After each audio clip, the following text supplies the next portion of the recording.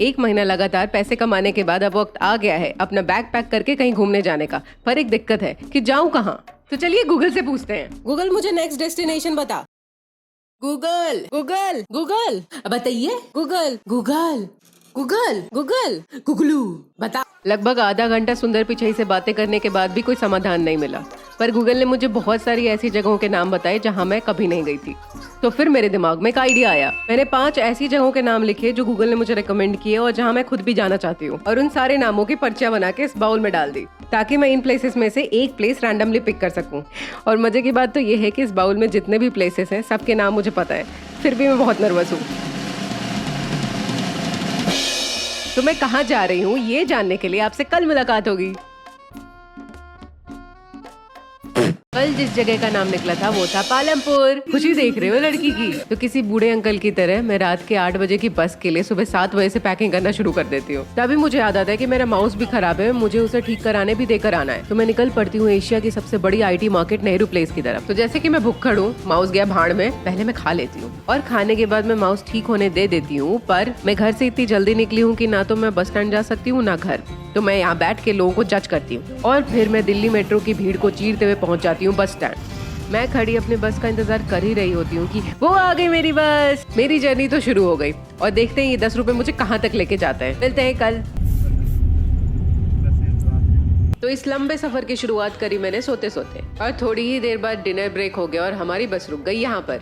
इसे बाहर से देखकर मुझे ऐसा लग रहा था तेरा घर इसमें चले जाएगा पूरा। पर मैंने सोचा एक बार मेन्यू देखने में क्या जाता है, और मैंने मेन्यू का सबसे सस्ता आइटम 100 रुपए का एक पराठा ऑर्डर कर दिया और फिर मैं चल दी अपने सफर पर वापस। लेकिन मैं सोते सोते अपने डेस्टिनेशन से 5 किलोमीटर आगे पहुंच गई, जो मुझे पैदल चलकर वापस आना पड़ा, जिसकी भरपाई मैंने की छोले भटूरे खा के। और रूम पे सामान फेंक कर मैं चल दी आसपास का एरिया एक्सप्लोर करने। घूमते घूमते मुझे पता चला कि कहीं पे इतनी शांति भी हो सकती है। मैं एक्चुअली यहाँ पे आई हूँ एक स्पेशल जगह को एक्सप्लोर करने, और मैं थक कर रूम पर वापस जाने ही वाली होती हूँ कि तभी मुझे ये दिखता है। अब ये क्या है ये जानने के लिए हम कल मिलेंगे। तब तक के लिए मैं यहाँ पे थोड़ा सा समय बिताती हूँ। कल शाम मैंने पहली बार चाय का बागान देखा, पर ये तो सिर्फ एक ट्रेलर था, असली पिक्चर तो अभी बाकी है। पूरी पिक्चर देखने के लिए सुबह उठ के सबसे पहले मैंने एक्सरसाइज की, फिर मैं निकल पड़ी अपने अगले स्टॉप के लिए। पर उससे पहले खाना भी जरूरी है। खाना खाने के बाद इन रैंडम भैया ने मेरे लिए एक फोन पे ऑटो बुला दिया। वाह! लेकिन मुझे थोड़ी देर में समझ में आया कि ऑटो वाले ने मुझे ठग लिया है। कहने सिर्फ 7 किलोमीटर के लिए मुझसे 300 रुपीज मांगे और यहाँ तक बस का किराया है सिर्फ 15 रुपीज। मैं अपना नुकसान करवाने के बाद पहुँच गई यहाँ। वाह! टी स्टेट, ये इंडिया का सबसे पहला टी स्टेट है जिसे 1850s में लगाया गया था। पहुँच के मैं इन अंकल से मिली जो कुछ इस तरह की कारीगरी कर रहे थे। अपने चारों तरफ चाय देख के मैं बहुत एक्साइटेड हो जाती हूँ और इसी एक्साइटमेंट के साथ मैं अंदर जाने लगती हूँ कि तभी मुझे ये दिखता है चाय के बागान के बीचों बीच एक टी कैफे, जहाँ पर बैठकर मैं यहीं पर बनी हुई ऑर्गेनिक चाय पीती हूँ, वो भी 4 घंटों तक। अनफॉर्चुनेटली आज फैक्ट्री टूर अवेलेबल नहीं था, पर आप बागान में खुले सांड की तरह घूम सकते थे। तो मैं निकल पड़ी टी स्टेट एक्सप्लोर करने। फिर मैं टी स्टेट में करीना कपूर को ढूंढने लगी, पर मुझे मिले ये बच्चे जिनके साथ थोड़ी देर मैंने चाय खेला, गरम चाय। फिर मैं बच्चों को टी स्टेट को बाय बोलकर निकल पड़ी अपनी अगली डेस्टिनेशन पे। इंडिया का सबसे पुराना टी स्टेट विजिट करने के बाद मैं अपने मन में बहुत सारी सुनहरी यादें लेके चल पड़ती हूँ अपनी अगली डेस्टिनेशन की ओर। पर इस बार अपने पैसे बचाने के लिए मैं बस से ट्रैवल करती हूँ। तभी मुझे याद आता है कि बस में बैठने से मुझे मोशन सिकनेस होता है, और थोड़ी ही देर के ट्रैवल के बाद मैं पहुंच जाती हूँ अपनी अगले डेस्टिनेशन पे, बैजनाथ। और वहाँ से बस 5 मिनट पैदल चलकर मुझे दर्शन होते हैं महादेव के। ऐसा माना जाता है कि रावण की तपस्या से शिवजी प्रसन्न हो गए और रावण के साथ लंका जाने को तैयार हो गए। उन्होंने अपने आप को शिवलिंग में परिवर्तित किया और कहा कि जहाँ तुम मुझे रख दोगे मैं वहीं पर रहूंगा। तो रावण ने प्यास में बहुत सारा पानी पी लिया और नेचर्स कॉल को अटेंड करने के चक्कर में शिवलिंग को यहाँ गणेश जी के हाथ में थमा दिया। फिर बाद में मनुक्या और अहुका ने 1500 साल पहले ये मंदिर बनाया। ये जगह अपने आप में ही एक अद्भुत जगह है। यहाँ पे थोड़ी देर और घूमने के बाद मैं निकल पड़ी अपने अगले सफर के लिए।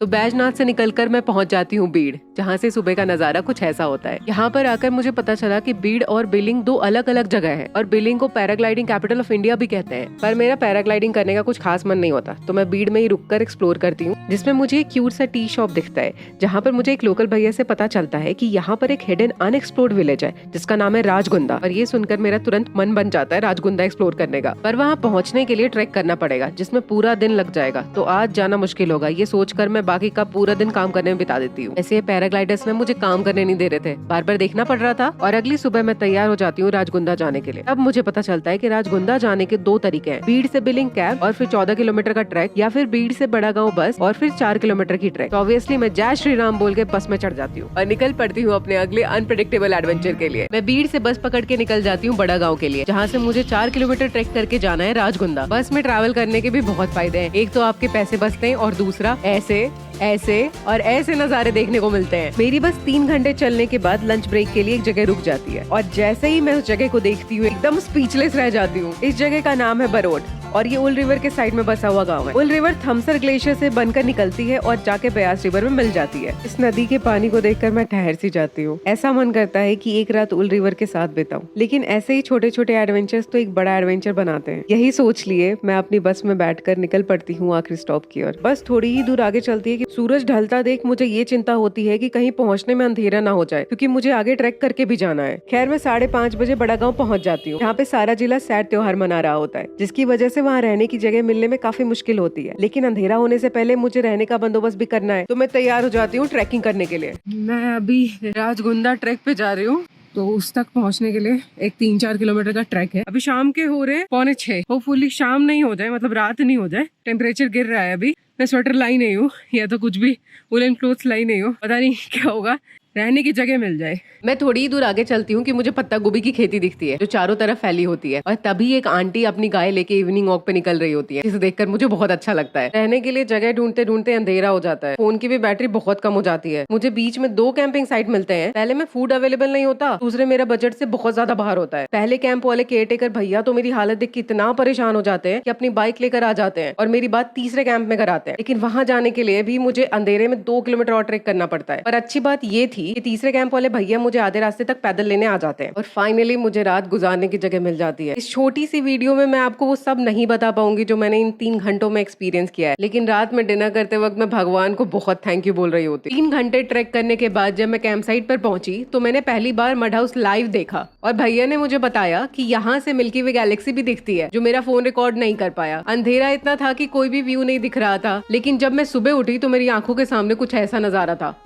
और उधर भैया ने पकापक चाय बना दी थी, जिसे पीकर मेरे ज्ञान चक्षु खुल गए। ऐसा लग रहा था कि मैं गलती से बहुत सही जगह आ गई हूँ। हर चीज तो इतनी खूबसूरत थी। थोड़ी देर धूप के मजे लेने के बाद मुझे याद आया, अरे यार नहाना भी तो है। पर नहाने के लिए पानी यहाँ पर ऐसे गर्म करते हैं, स्टिन जैसे यंत्र में पहले पानी डालते हैं, फिर आग लगाने के लिए कुछ कागज और लकड़ी, फिर कुछ ही देर के बाद पानी गर्म हो जाता है और फिर आप उस पानी को निकाल लेते हैं। और नहाने के तुरंत बाद मुझे गरम गरम राजमा चावल मिलते हैं खाने के लिए।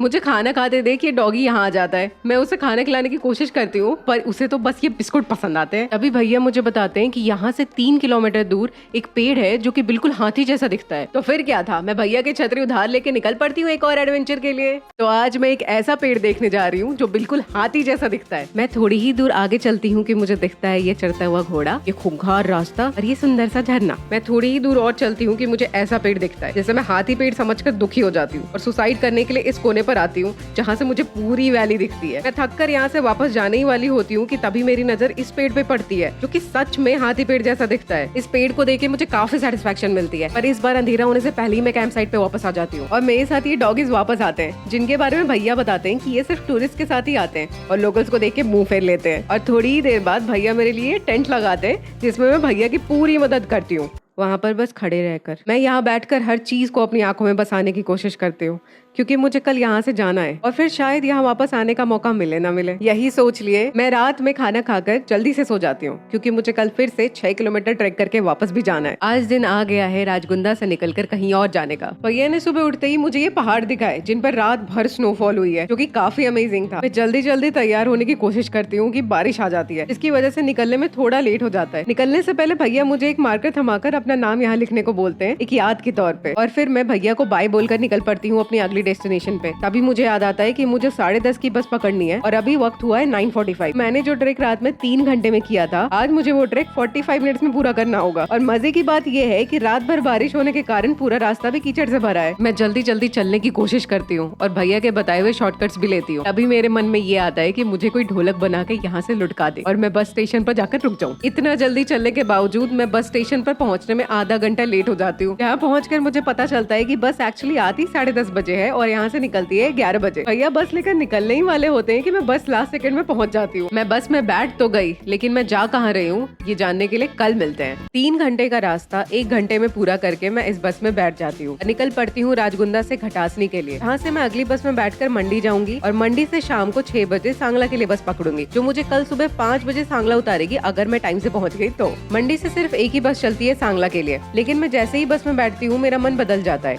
मुझे लगता है कि पहाड़ बहुत ज्यादा हो गया है और अगले 15 घंटे की मोशन सीकनेस मैं शायद ना झेल पाऊँ। मैं घटासनी से बस लेकर मंडी तक आ जाती हूँ, जहाँ पर पहली बार सिटी को देखकर इतना अच्छा लग रहा होता है। मंडी के बस स्टैंड पर मैं जैसे ही जंक फूड देखती हूँ मेरे अंदर की जंक माता जाग जाती है और मैं चना समोसा खा लेती हूँ। मंडी मुझे इतना अच्छा लग रहा होता है कि मैं यहीं पर एक रात ठहरने का फैसला करती हूँ और निकल पड़ती हूँ रूम की खोज में। मंडी को छोटा काशी भी कहते हैं क्योंकि ये शहर काशी से काफी मेल खाता है। फाइनली 10-12 रूम देखने के बाद मुझे एक रूम मिल जाता है और मैं यहाँ पे सामान पटक कर निकल पड़ती हूँ मंडी की मंडी देखने। और मुझे यहाँ पे क्या क्या मिला ये कल जानते हैं। तो मैं राजगुंदा से सांगला जाने के लिए पहुंच जाती हूँ मंडी। यहाँ पर आकर मुझे बहुत अच्छा लगता है और मैं यहीं पर रुक जाने का फैसला करती हूँ। यहाँ पर 80 से ज्यादा ऐसे मंदिर हैं जो पत्थरों से बनाए गए हैं, जिन्हें देखने के लिए मैं निकल पड़ती हूँ। बाहर आते ही हर 200-300 मीटर पर मुझे ऐसे ही मंदिर दिख रहे थे, जिन पे कारीगरी इतने अव्वल दर्जे की थी कि हम आज के मॉडर्न इक्विपमेंट से भी ऐसा कुछ नहीं बना सकते। घूमते घूमते मुझे भूख लग जाती है और मुझे पता चलता है कि मेरी जंक माता अभी तक शांत नहीं हुई है। तभी मुझे ये डोमिनोज का आउटलेट दिखता है, जिसे देखकर मैं अपने आप को रोक नहीं पाती। पिज्जा लेकर मैं रूम पर जा ही रही होती हूँ कि मेरे रूम के बाहर पंछियों की बैठक लगी होती है। पिज्जा खाते खाते मैं आप लोगों के कमेंट्स पढ़ती हूँ और मुझे कल मंडी में कहाँ कहाँ जाना है ये सब प्लान करती हूँ। लेकिन तभी एक ट्विस्ट आता है। मेरे फोन पर एक मेल आता है जिसमें लिखा होता है कि your item is ready to be collected और 2 दिनों बाद ये वापस चला जाएगा। तो ना चाहते हुए भी मुझे कल वापस दिल्ली जाना पड़ेगा। अगले दिन मैं मंडी की मार्केट घूमती हूँ, जो बाहर से सिर्फ पार्क लग रहा था। अंदर आकर पता चला कि ये बहुत बड़ी मार्केट है। अब तक सब कुछ अनप्लान था तो ट्रिप बहुत ज्यादा अनप्रेडिक्टेबल थी, पर पहली बार प्लान करने की कोशिश की तो ये हुआ। तो मैं इस जर्नी को अनप्लान तरीके से ही कंटिन्यू करूंगी आप लोगों के साथ। मेरी तबीयत थोड़ी खराब है, इसलिए आज मेरी आवाज थोड़ी डामाडोल है, जिसके लिए मैं माफी चाहती हूँ। आज मैं मंडी से दिल्ली जा रही हूँ अपनी एक बहुत इंपॉर्टेंट चीज कलेक्ट करने, और मैंने रेड बस से जिंक बस बुक की है, जो कि मेरी सबसे बड़ी गलती थी। मैं रात के 8 बजे की बस के लिए 6 बजे मंडी बस स्टैंड पर पहुंच जाती हूँ और 7:53 तक मैं अपनी बस का इंतजार कर रही होती हूँ कि तभी रेड बस की ऐप पर एक मैसेज आता है कि आपकी बस 4 घंटे लेट है। मैं एकदम से बौखला जाती हूँ। रेड बस पे कॉन्टैक्ट करने की कोशिश करती हूँ, पर वहाँ पर कॉलिंग का कोई ऑप्शन ही नहीं होता और चैट के लिए वो मुझे बार बार जिंक बस के व्हाट्सएप पर भेज देते हैं और जिंक बस वाले बोलते हैं कि बस टाइम पर है, लेकिन मुझे कहीं भी बस नहीं दिख रही होती। मैं परेशान होकर बाहर बैठ जाती हूँ। फिर मुझे बस स्टैंड की दूसरी साइड एक बस खड़ी दिखती है। मैं उसके पास भागकर जाती हूँ तो मुझे पता चलता है कि वो लोग भी मुझे ही ढूंढ रहे हैं 15 मिनट से। और क्योंकि रेड बस की ऐप इतनी अच्छी है कि उन्होंने अपने आप मेरा नंबर चेंज कर दिया, ये लोग मुझे कॉन्टैक्ट भी नहीं कर पा रहे थे। Thank you red bus. खैर, मैं हमेशा की तरह लास्ट मोमेंट पे पहुंच जाती हूँ और मेरी बस धड़धड़ा के दौड़ने लगती है, जो मुझे सुबह के 5:30 बजे दिल्ली छोड़ती है। मैं किसी तरह ज़ॉम्बी बन के अपने रूम पर पहुंचती हूँ और पहुंचते ही बिस्तर को चिपक जाती हूँ। अगली जर्नी स्टार्ट करने से पहले मुझे बस एक छोटा सा काम है, जिसको पूरा करने के लिए मैं पहुंच जाती हूँ नेहरू प्लेस। आज 10 दिनों बाद मेरे माउस का रिप्लेसमेंट आ गया है, जो कि कुछ ऐसा दिखता है। शायद आपको लग रहा होगा कि ये इतना इंपॉर्टेंट नहीं है, पर इसके बिना एडिटिंग पॉसिबल नहीं है। फिर मैं करती हूँ अपनी अगली जर्नी के लिए पैकिंग, जिसमें मुझे लगते हैं सिर्फ 7 घंटे। तो सुबह उठकर मैं पहली मेट्रो से पहुंच जाती हूँ निजामुद्दीन रेलवे स्टेशन। अब तक की जर्नी की ये मेरी पहली ट्रेन है और इस ट्रेन के सफर को मैं पूरा करती हूँ सोते सोते। और 6 घंटे के सफर के बाद मैं पहुंच जाती हूँ गंगा मैया की नगरी हरिद्वार। और यहाँ स्टेशन पे पहुंचकर मुझे मिल जाता है ये सस्ता खाना, जो कि बिल्कुल भी टेस्टी नहीं होता। स्टेशन से बाहर निकलते ही मुझे ऐसा लगता है मैं किसी मंदिर में आ गई हूँ, पर इस मंदिर में बहुत ज्यादा भीड़ है। मेरा यहाँ पर आने का मकसद है गंगा आरती देखना, लेकिन उससे पहले मुझे चाहिए रहने के लिए एक जगह। मैं कहीं भी जाती हूँ तो सबसे चैलेंजिंग काम होता है एक साफ सुथरा और अफोर्डेबल रूम ढूंढना, जो लगभग 2 घंटे की तपतपाती धूप में चलने के बाद मुझे मिल जाता है। और मेरे रूम का नजारा कुछ ऐसा होता है। यहाँ पर सामान पटक कर मैं पहुंच जाती हूँ गंगा किनारे। आज शाम की गंगा आरती साथ में करेंगे। थोड़ी देर गंगा किनारे बैठने के बाद मैं निकल पड़ती हूँ गंगा आरती देखने, लेकिन यहाँ से हर की पौड़ी 2 किलोमीटर दूर है और गंगा आरती होती है 6:30 बजे। मैं जल्दी जल्दी हर की पौड़ी पहुंचने की कोशिश करती हूँ, पर फिर भी मैं लेट हो जाती हूँ। अगर मैं बस 30 मिनट पहले यहाँ पहुंच जाती तो मैं गंगा आरती देख लेती, लेकिन मेरे पास एक और मौका है। कल मैं वापस अपने रूम पर जा रही होती हूँ, तभी मुझे दूध की डेयरी दिखती है, जहाँ से मैं गर्मा गर्म दूध पीती हूँ, जो मेरी तबीयत हरी कर देता है। लेकिन फिर भी अगले दिन मेरी तबीयत खराब हो जाती है, जिसकी वजह से मैं आधा दिन अपने रूम से निकल नहीं पाती। पर गंगा आरती तो मुझे देखनी ही है, ये सोच के किसी तरह मैं हिम्मत जुटाकर अपने कमरे से बाहर निकल जाती हूँ और फिर से एक ग्लास दूध पीने के बाद अपनी शक्तियों को पुनः स्थापित करते हुए चल पड़ती हूँ गंगा आरती देखने। आज मैं समय से पहले ही निकलती हूँ, जिसकी वजह से मुझे तेज चलने की कोई जरूरत नहीं है, लेकिन हर की पौड़ी पहुंचकर मेरा ये भ्रम भी टूट जाता है। वहाँ पहुंचते ही मुझे लोगों का सैलाब दिखता है, जिसे चीर कर आगे पहुंचना मेरे लिए नामुमकिन है। तो मैं एक कोने में खड़े होकर गंगा आरती देखती हूँ, जो कुछ ऐसी दिखती है। और आगे मैं कहाँ जा रही हूँ ये जानने के लिए मिलते हैं कल। गंगा आरती देखने के बाद आज हम एक ऐसा मंदिर देखने जाएंगे जो ना तो किसी भगवान और ना ही किसी देवता को समर्पित है। वहाँ पहुँचने के लिए मैं निकल पड़ती हूँ हरिद्वार की चिलचिलाती धूप में और एक ऑटो पकड़कर पहुँच जाती हूँ सप्तऋषि रोड, जहाँ से रिक्शा लेकर मैं आ जाती हूँ यहाँ भारत माता मंदिर। ये मंदिर अपने आप में एक निराली सोच है। इस मंदिर को बनाया गया है भारत माता के लिए और ये बटा है 8 हिस्सों में जिनको खंड कहते हैं। अंदर प्रवेश करते ही भारत माता के दर्शन होते हैं। फिर इसके ऊपर पहला खंड भारत के फेमस हीरो सुभाष चंद्र बोस, भगत सिंह जैसे महान व्यक्तियों को समर्पित है। दूसरा खंड भारत की उन माताओं के लिए समर्पित है जिन्होंने अपने हिसाब से समय की परिभाषा बदल दी। और तीसरा खंड भारत के संतों को समर्पित है। और जैसे ही मैं चौथे खंड में पहुंचती हूँ मुझे वहाँ पर हर एक प्रदेश की सांस्कृतिक चित्रावली दिखती है। खंड 5 शक्ति माता का मंदिर है जिसमें उनके अनेक रूप दिखाई देते हैं। छठे खंड में विष्णु देव विराजमान है और सबसे ऊपर है देवों के देव महादेव। भारत माता मंदिर घूमने के बाद मैं यहाँ बैठती हूँ और आप लोगों के कमेंट्स पढ़कर ये डिसाइड करती हूँ कि मुझे नहीं पता कि मेरी अगली डेस्टिनेशन क्या होगी। तो मैं पहुँच जाती हूँ हरिद्वार बस स्टैंड, जहाँ से मैं एक रैंडम बस पकड़कर एक रैंडम जगह जाऊंगी। भारत माता मंदिर से निकलते ही मुझे रिक्शा में ये दोनों अंकल मिलते हैं जो 1961 से फ्रेंड्स हैं। वाह, तब तो मेरे पिताजी भी पैदा नहीं हुए थे। थोड़ी ही देर बाद मैं मुस्कुराते हुए पहुंच जाती हूँ हरिद्वार बस स्टैंड कोई रैंडम बस पकड़ने। लेकिन 1 घंटा बस स्टैंड पे घूमने के बाद भी मुझे ये नहीं समझ आता कि कौन सी बस पकड़ी जाए। बस से ज्यादा मुझे ये चिंता सता रही होती है कि रात हो गई तो यहाँ रुकना पड़ेगा। तो मैं डिसाइड करती हूँ कि मैं ऋषिकेश जाऊंगी, पर वहाँ पहुँचकर पता चलता है कि लक्ष्मण झूला तो अभी बंद है। इसकी वजह से मुझे राम झूला के पास ही रुकना पड़ता है और सुबह उठकर मैं निकल पड़ती हूँ ऋषिकेश की खोज खबर लेने। और थोड़ी दूर चलने पर ही मुझे यहाँ आंटी मिलती हैं जो प्रसाद में खीर बांट रही होती है, जिसे खाकर मेरा मन प्रसन्न हो जाता है। मेरा पहले ऋषिकेश आने का मन नहीं था क्योंकि मुझे लगा था कि ऋषिकेश काफी कमर्शियलाइज जगह है, पर यहाँ आकर मुझे एक अजीब सी शांति महसूस हो रही थी जो मैं हरिद्वार की भीड़ में महसूस नहीं कर पाई। थोड़ी दूर और चलने पर ही मुझे ये बोट दिखाई देती है और मैं उछल कर इस बोट में बैठ जाती हूँ और अपनी दोपहर गंगा मैया के साथ बिताती हूँ, जो वाकई में बहुत शानदार फीलिंग होती है। और उसके बाद जो मैं एक्सपीरियंस करती हूँ वो मैंने कभी एक्सपेक्ट भी नहीं किया था। जानने के लिए मिलते हैं कल। मैं दोपहर गंगा मैया के साथ बिताने के बाद चल पड़ती हूँ आसपास का एरिया एक्सप्लोर करने। मैं राम झूला पर पोज दे रही होती हूँ कि तभी मुझे कुछ ऐसा दिखाई देता है जिसको देख के लग रहा था कि शायद किसी की शादी है, पर असल में ये कोई झांकी निकल रही है जिसमें अंग्रेज भी डांस कर रहे होते हैं। पर मेरी और गंगा मैया की कहानी अभी खत्म नहीं होती। थोड़ा आगे चलने पर ही मुझे एक शांत सी जगह दिखाई देती है और मैं यहाँ सीढ़ियों पर आकर बैठ जाती हूँ। तभी मेरी मुलाकात होती है ममता से, जो रोज स्कूल से आने के बाद यहाँ पर फूल बेचती है। थोड़ी ही देर में हमारी दोस्ती हो जाती है और हम गंगा में दीपक और फूल चढ़ा देते हैं। फूल चढ़ाने के बाद ममता मुझे कुछ दिखाने के लिए अपने साथ लेकर चलती है और रास्ते में अपने स्कूल के बारे में भी बताती है। थोड़ी दूर और चलने पर ममता मुझे यहाँ ले आती है जो मैंने बिल्कुल भी एक्सपेक्ट नहीं किया होता। गंगा आरती स्टार्ट होने वाली है और मैं फ्रंट सीट पर बैठी हूँ। अब से पहले मैंने 2 बार गंगा आरती देखने की कोशिश की। एक बार तो मैं लेट पहुंची और दूसरी बार एक कोने से ही देख पाई, लेकिन आज मैंने कोशिश भी नहीं की और मैं सबसे आगे बैठकर गंगा आरती देख रही हूँ। और इसका रीजन है ये खिलखिलाती हुई बच्ची। ऐसा लग रहा था कि शायद आज गंगा मैया ने खुद बुलावा भेजा है आरती देखने के लिए। आज समय आ गया है ऋषिकेश से निकलकर एक ऐसी जगह जाने का जिसके बारे में बहुत कम लोग जानते हैं। बाय द वे, अगर आप ऋषिकेश में आए तो यहाँ का फूड ट्राई कर सकते हैं। मुझे यहाँ सस्ता और बहुत अच्छा खाना मिला। मैं ऋषिकेश से बस में बैठकर पहुँच जाती हूँ देहरादून, जहाँ से मैं एक और बस पकड़ पहुँच जाती हूँ विकासनगर। लेकिन यहाँ पर पहुँचते पहुँचते मुझे शाम हो जाती है और यहाँ से आगे जाने के लिए कोई बस या टैक्सी अवेलेबल नहीं होती, जिसकी वजह से मुझे आज रात ना चाहते हुए भी यहीं रुकना पड़ेगा। विकासनगर में रूम ढूंढते ढूंढते मुझे पता चला कि यहाँ पर रूम नॉर्मल से थोड़ा ज्यादा महंगे हैं। लेकिन मेरी ये चिंता दूर हो जाती है जब मैं अपना यूट्यूब खोलकर देखती हूँ कि मेरे 50 के सब्सक्राइबर्स हो गए हैं। तो मैं फटाफट यहाँ पहुँच जाती हूँ एक छोटे से सेलिब्रेशन के लिए। एक रात विकासनगर में रुकने के बाद मैं अगले दिन इस कार में बैठकर निकल पड़ती हूँ अपनी अगली डेस्टिनेशन के लिए, जहाँ पहुँचने में मुझे लगभग 2 घंटे लग जाते हैं और मैं फाइनली पहुँच जाती हूँ चक्राता। ये एक कैंट सब डिस्ट्रिक्ट है देहरादून की और ये डिस्ट्रिक्ट टॉन्स और यमुना रिवर के बीच में पड़ती है। यहाँ पहुँचकर ऐसा लग रहा था कि मैं नींद में हूँ, क्योंकि इतनी सुंदर जगह रियलिटी में तो एग्जिस्ट ही नहीं कर सकती। लेकिन अंधेरा ना हो जाए इसलिए मैं जल्दी से निकल पड़ती हूँ रहने की जगह ढूंढने के लिए।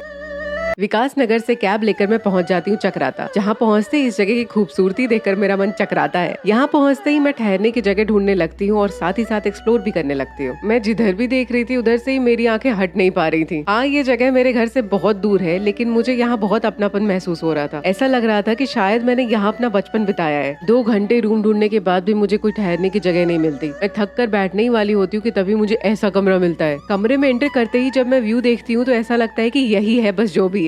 सारी ट्रैवलिंग, थकान, भूख, प्यास सब इस चीज के लिए ही तो कर रही हूँ मैं। ऐसी जगह आज तक बस फिल्मों में या सपनों में ही देखी थी। आज सामने से देख ली तो बस मौज हो गई और क्या। पर तभी मेरे मन में ख्याल आता है कि यहाँ से भी मुझे कल जाना पड़ेगा, क्योंकि मेरा बजट कम है तो मैं किसी एक जगह बहुत ज्यादा देर तक रुकना अफोर्ड नहीं कर सकती। एक रात चक्राता की ठंड में गुजारने के बाद मैं अगले दिन इस जगह को टाटा बाय बाय बोल रही होती हूँ, पर ये जगह इतनी सुंदर होती है कि मैं बाय बाय बोलते बोलते दुखी हो जाती हूँ और जय सिया राम बोलकर निकल पड़ती हूँ अपनी अगली डेस्टिनेशन के लिए। आज उत्तराखंड में मेरा आखिरी दिन है। यहाँ से मैं जाऊंगी दिल्ली और दिल्ली पहुंचने के बाद शुरू होगा राजस्थान का एडवेंचर। चक्राता से 4 घंटे ट्रैवल करने के बाद मैं पहुंच जाती हूँ देहरादून ISBT। यहाँ पहुंचकर मुझे ध्यान आता है कि मैंने आज कोई वीडियो अपलोड नहीं की है, तो मुझे ISBT पर ही रुककर वीडियो एडिट करनी होगी। लेकिन बहुत देर तक मुझे कोई ऐसी जगह नहीं मिलती जहाँ पर मैं अपना लैपटॉप प्लग इन कर लूँ। फाइनली एक रेस्टोरेंट में मुझे ये जगह मिल जाती है जहाँ पर बैठकर मैं अपनी वीडियो एडिट करती हूँ। वीडियो अपलोड करते ही मैं तुरंत दिल्ली वाली बस में बैठ जाती हूँ क्योंकि मुझे कल सुबह 10 बजे राजस्थान निकलना है। पर दिल्ली में मेरी नींद पूरी होने से पहले ही सुबह सुबह मेरे पास एक फोन आता है जिसमें मेरी दोस्त बोलती है, यार ये किस तरह की वीडियो अपलोड कर रही है। मैं भागकर चेक करने के लिए उठती हूँ तो देखती हूँ मेरे चैनल पे 5 रैंडम वीडियोस अपलोडेड है। मैं लॉग इन करने की कोशिश करती हूँ पर हैकर जी ने मेरा पासवर्ड, रिकवरी ईमेल और ईमेल से कनेक्टेड फोन नंबर सब चेंज कर दिया होता है। पैरों तले जमीन खिसकना किसे बोलते हैं मुझे पहली बार समझ में आता है। पर जब मैं इंस्टाग्राम पर आप लोगों के मैसेजेस देखती हूँ तो मुझे होप दिखाई देती है और मैं फिर से लग जाती हूँ अपना चैनल रिकवर करने के लिए। फाइनली मैं आप लोगों के सपोर्ट और ब्लेसिंग से अपना चैनल रिकवर कर लेती हूँ। हैकिंग का पूरा किस्सा मैं आपको आने वाली वीडियो में बताऊंगी। चैनल रिकवर करने के बाद मैं जा रही हूँ जयपुर, जहाँ से मैं एक्सप्लोर करूंगी राजस्थान को। लेकिन इस बार मैं अकेले नहीं जा रही हूँ, मेरे साथ हैं 1 लाख लोग जिनको मैं दिल से थैंक यू बोलना चाहती हूँ। मेरी बस लंच के लिए यहाँ रुकती है और यहाँ पर खाना खाते ही मुझे समझ आ जाता है कि मैं राजस्थान पहुँच चुकी हूँ। 2 घंटे और चलने के बाद मेरी बस मुझे उतार देती है सिंधी कैंप बस स्टैंड पर। यहाँ पहुँचते ही मुझे ऐसा लगा, यार दिल्ली ऐसी क्यों नहीं है। बस से उतरने के बाद मैं अपने पैरों को चक्के बनाकर रहने के लिए ठिकाना ढूंढना शुरू कर देती हूँ। रूम मिलते ही मैं खाना खा के सो जाती हूँ और अगले दिन निकल पड़ती हूँ पिंक सिटी के रंग देखने। और मेरा पहला डेस्टिनेशन है हवा महल। रिक्शा में बैठे बैठे ऐसा लग रहा था कि जयपुर में आज भी वही बात है जो 500 साल पहले थी। जिधर भी देखो चारों तरफ से कल्चर की फुहार मुंह पर पड़ रही थी। पर थोड़ी देर में समझ में आया कि ये कल्चर की फुहार नहीं है, सच में बारिश हो रही है। मैं हवा महल तो पहुंच गई पर यहाँ पर हवा के बजाय सिर्फ पानी है, जो कि मेरे लिए काफी अनएक्सपेक्टेड था क्योंकि जब भी मैं जयपुर के बारे में सोचती थी तो मुझे लगता था कि यहाँ पर बहुत कम बारिश होती है और आज तो अक्टूबर में बारिश हो रही है। लेकिन इतनी दूर आ गई हूँ तो हवा महल की हवा तो खा के जाऊंगी। मैं आप लोगों के दिए गए सुझाव के मुताबिक हवा महल तो पहुँच गई, लेकिन हवा महल में एंट्री करने से पहले ही बारिश शुरू हो गई। पर मैं भी इरादे की पक्की हूँ, हरी बारिश में टिकट लेकर चल देती हूँ हवा महल को अंदर से देखने। और अंदर आते ही मेरा स्वागत होता है संगीत से। लेकिन पहले 2-3 फ्लोर्स पर कुछ खास देखने के लिए नहीं था सिवाय इन छोटे छोटे झरोखों के, जो बनाए गए थे पर्दा सिस्टम के तौर पर, ताकि अंदर बैठी हुई रानियां बाहर तो देख लें लेकिन बाहर से कोई अंदर ना देख पाए। लेकिन जैसे ही मैं हवा महल के सबसे ऊपर वाले हिस्से में पहुंचती हूँ तो वहाँ से कुछ अलग ही नजारा होता है। पूरा जयपुर आप एक जगह खड़े होकर देख सकते हो, जो कि बहुत ही बवाल एक्सपीरियंस था। मुझे लगा कि शायद हवा महल यहाँ पर खत्म है, लेकिन मुझे सरप्राइज मिलता है जब मैं इन कई 100 साल पुरानी कलाकृतियों को देखती हूँ, जिनमें से कुछ तो लगभग 1000 साल पुरानी है। और इन्हें देखकर मैं सोचती हूँ कि क्या 1000 साल पहले भी लोग ऐसे ही जीते थे। उनके पास बनाने के लिए बस छेनी और हथौड़ा था और उससे ही वो बड़े बड़े पत्थरों को काट कर इतनी सुंदर कलाकृतियाँ कैसे बना लेते थे। मैं इन्हें देखकर एकदम से स्तब्ध रह जाती हूँ। पर समय हो चला था हवा महल से निकलकर अगली जगह पहुँचने का। मेरा एडवेंचर मुझे ला पहुँचाता है जयपुर। यहाँ पर हवा महल देखने के बाद अब बारी है यहाँ के सबसे फेमस आमेर फोर्ट को देखने की। लेकिन उससे पहले मुझे दिखता है जल महल, जो मानसागर लेक के बीच में शान से खड़ा है। ज्यादा पानी भरने की वजह से इसकी नीचे की 2-3 इमारतें पानी के अंदर ही रहती हैं। पानी के बीचों बीच खड़े इस महल को देखकर काफी शांति मिलती है। लेकिन मैं आमेर फोर्ट को देखने में ज्यादा लेट ना हो जाऊं, इसलिए मैं जल महल को टाटा बाय बाय करके आगे बढ़ जाती हूँ। यहाँ से लगभग 2 किलोमीटर आगे ही आमेर फोर्ट आ जाता है, जहाँ पहुँचकर मैं राजस्थान की स्पेशल कढ़ी कचौड़ी खाती हूँ। मैं जब से राजस्थान आई हूँ खाने के टेस्ट में कोई कमी नहीं रही है। पेट पूजा करने के बाद जैसे ही मैं आमेर फोर्ट की ओर चलने लगती हूँ कि बारिश दोबारा धावा बोल देती है। पर देख के तो मैं जाऊंगी ही, ये सोचकर मैं आमेर फोर्ट की चढ़ाई शुरू कर देती हूँ। ऊपर चढ़ते चढ़ते मेरे मन में ये ख्याल आ रहा था कि ये बाहर से अगर इतना सुंदर है तो अंदर से कितना शानदार होगा। मैं आमेर फोर्ट के अंदर तो पहुँच जाती हूँ, लेकिन वहाँ पहुँचकर मुझे पता चलता है कि यहाँ का टिकट 100 रुपए का है और वो भी ओनली कैश। और जितना कैश मेरे पास था वो तो खत्म हो गया। और आगे क्या हुआ ये जानने के लिए मिलते हैं कल।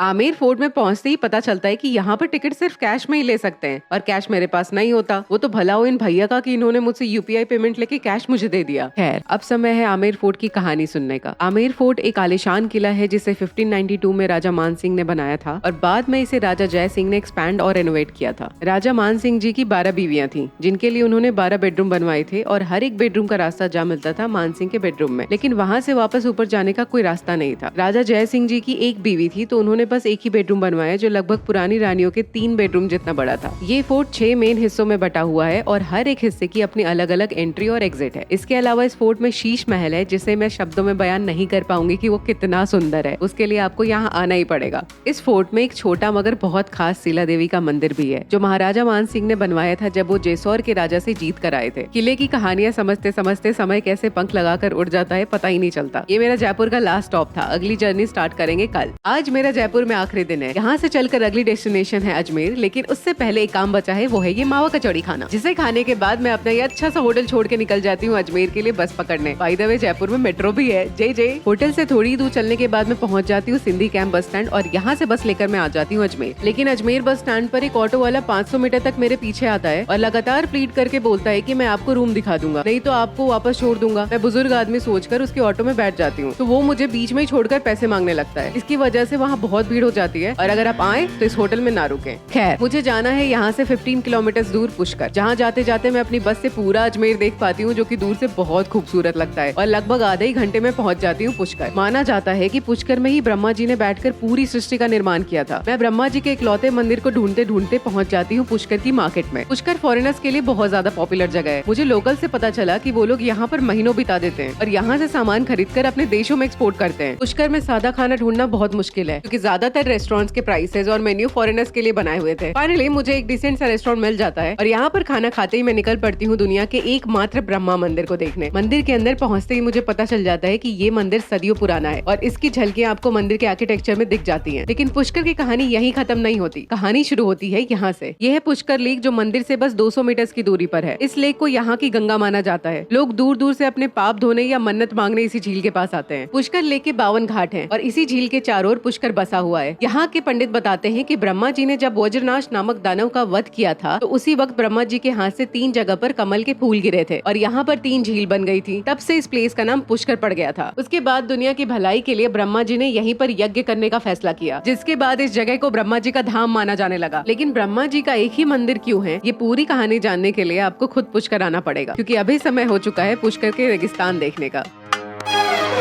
मैं अजमेर से बस पकड़कर पहुंच जाती हूँ पुष्कर, जहाँ पर मुझे दिखता है ब्रह्मा जी का मंदिर और ये पवित्र पुष्कर लेक। लेकिन अभी दिन पूरा होना बाकी है। मुझे लोकल से पता चलता है कि यहाँ पर एक रेगिस्तान भी है जहाँ पर आप ऊंट या फिर कार की सवारी करके जा सकते हैं। लेकिन मजा तो तब आएगा ना जब आप पैदल चल के खुद सब चीज एक्सप्लोर कर पाओ। तो यही सोचकर मैं निकल पड़ती हूँ रेगिस्तान देखने, जहाँ रास्ते में मुझे ये 2 प्यारी बच्चियां मिलती हैं जो मुझे गाइड करती हैं कि मैं रेगिस्तान कैसे पहुंचूं। थोड़ी ही दूर चलने पर मुझे थोड़ा थोड़ा डिजर्ट दिखाई देने लगता है, लेकिन इससे पहले कि अंधेरा हो जाए और मैं कुछ देख ना पाऊँ, मैं जल्दी जल्दी चलने की कोशिश करती हूँ और इसके बाद मैं बहुत तेज तेज धीरे चलने लगती हूँ। मैं जैसे जैसे और आगे चलती जाती हूँ मुझे रेत उतनी ही ज्यादा दिखाई देने लगती है। लगभग आधा घंटा धूल में खेलने के बाद मुझे कुछ ऐसा नजारा दिखाई देता है जिसे देखकर मुझे लगता है कि मैं किसी पुरानी फिल्म में आ चुकी हूँ। यहाँ से आगे जाती तो शायद और भी ज्यादा डेजर्ट दिखाई देता, लेकिन भूख बहुत ज्यादा लगी थी, इसलिए मैं थोड़ा डेजर्ट डांस करने के बाद वापस आ जाती हूँ और टूट पड़ती हूँ इस टेस्टी खिचड़ी के ऊपर। पुष्कर में देखने के लिए मेन 3 ही चीजें हैं, ब्रह्मा मंदिर, पुष्कर लेक और डेजर्ट। तो अब मुझे फैसला ये करना है कि रात यहाँ गुजारी जाए या फिर बस में, ये जानेंगे हम कल। पुष्कर में रात बहुत हो जाने की वजह से मैं यहीं ठहरने का फैसला लेती हूँ। मैं गलती से राधे जी रेस्टोरेंट के मालपुए खा लेती हूँ और खाते ही मुझे समझ आता है कि यहाँ के मालपुए इतने फेमस क्यों हैं। मालपुए खाने के बाद मैं थोड़ी देर भजन संगीत सुनकर मन को शांत करती हूँ और ये सोचती हूँ कि कल मुझे कहाँ जाना है और अगले दिन मैं निकल पड़ती हूँ अपनी अगली डेस्टिनेशन पर। बाय द वे, इस होटल में मत रुकना, लेकिन यहाँ आने का मौका फिर मिले न मिले, ये सोच के मैं एक बार और मालपुए खा लेती हूँ और फिर निकल पड़ती हूँ चिलचिलाती धूप में बस पकड़ने के लिए, जिससे मैं जाऊंगी अजमेर और अजमेर से मैं जाऊंगी उदयपुर। मैं पुष्कर से बहुत सारे ऊंट, ब्रह्मा जी और मालपुए की यादें अपने मन में लिए अजमेर जा रही होती हूँ कि तभी मुझे रास्ते में दिखाई देती है ये खूबसूरत अन्ना सागर लेक, जिसके चारों ओर अजमेर शहर बसा हुआ है। मैं जैसे ही अजमेर बस स्टैंड पहुँचती हूँ तो यहाँ पर तो सब लोग नारे लगा रहे होते हैं, पर मैं इन सब की परवाह किए बिना बस में बैठकर निकल पड़ती हूँ उदयपुर के लिए, जहाँ पहुँचने में मुझे बस 7 घंटे लगेंगे। मुझे पुष्कर के बारे में इतनी जानकारी देने के लिए मैं आप सबको थैंक यू बोलना चाहती हूँ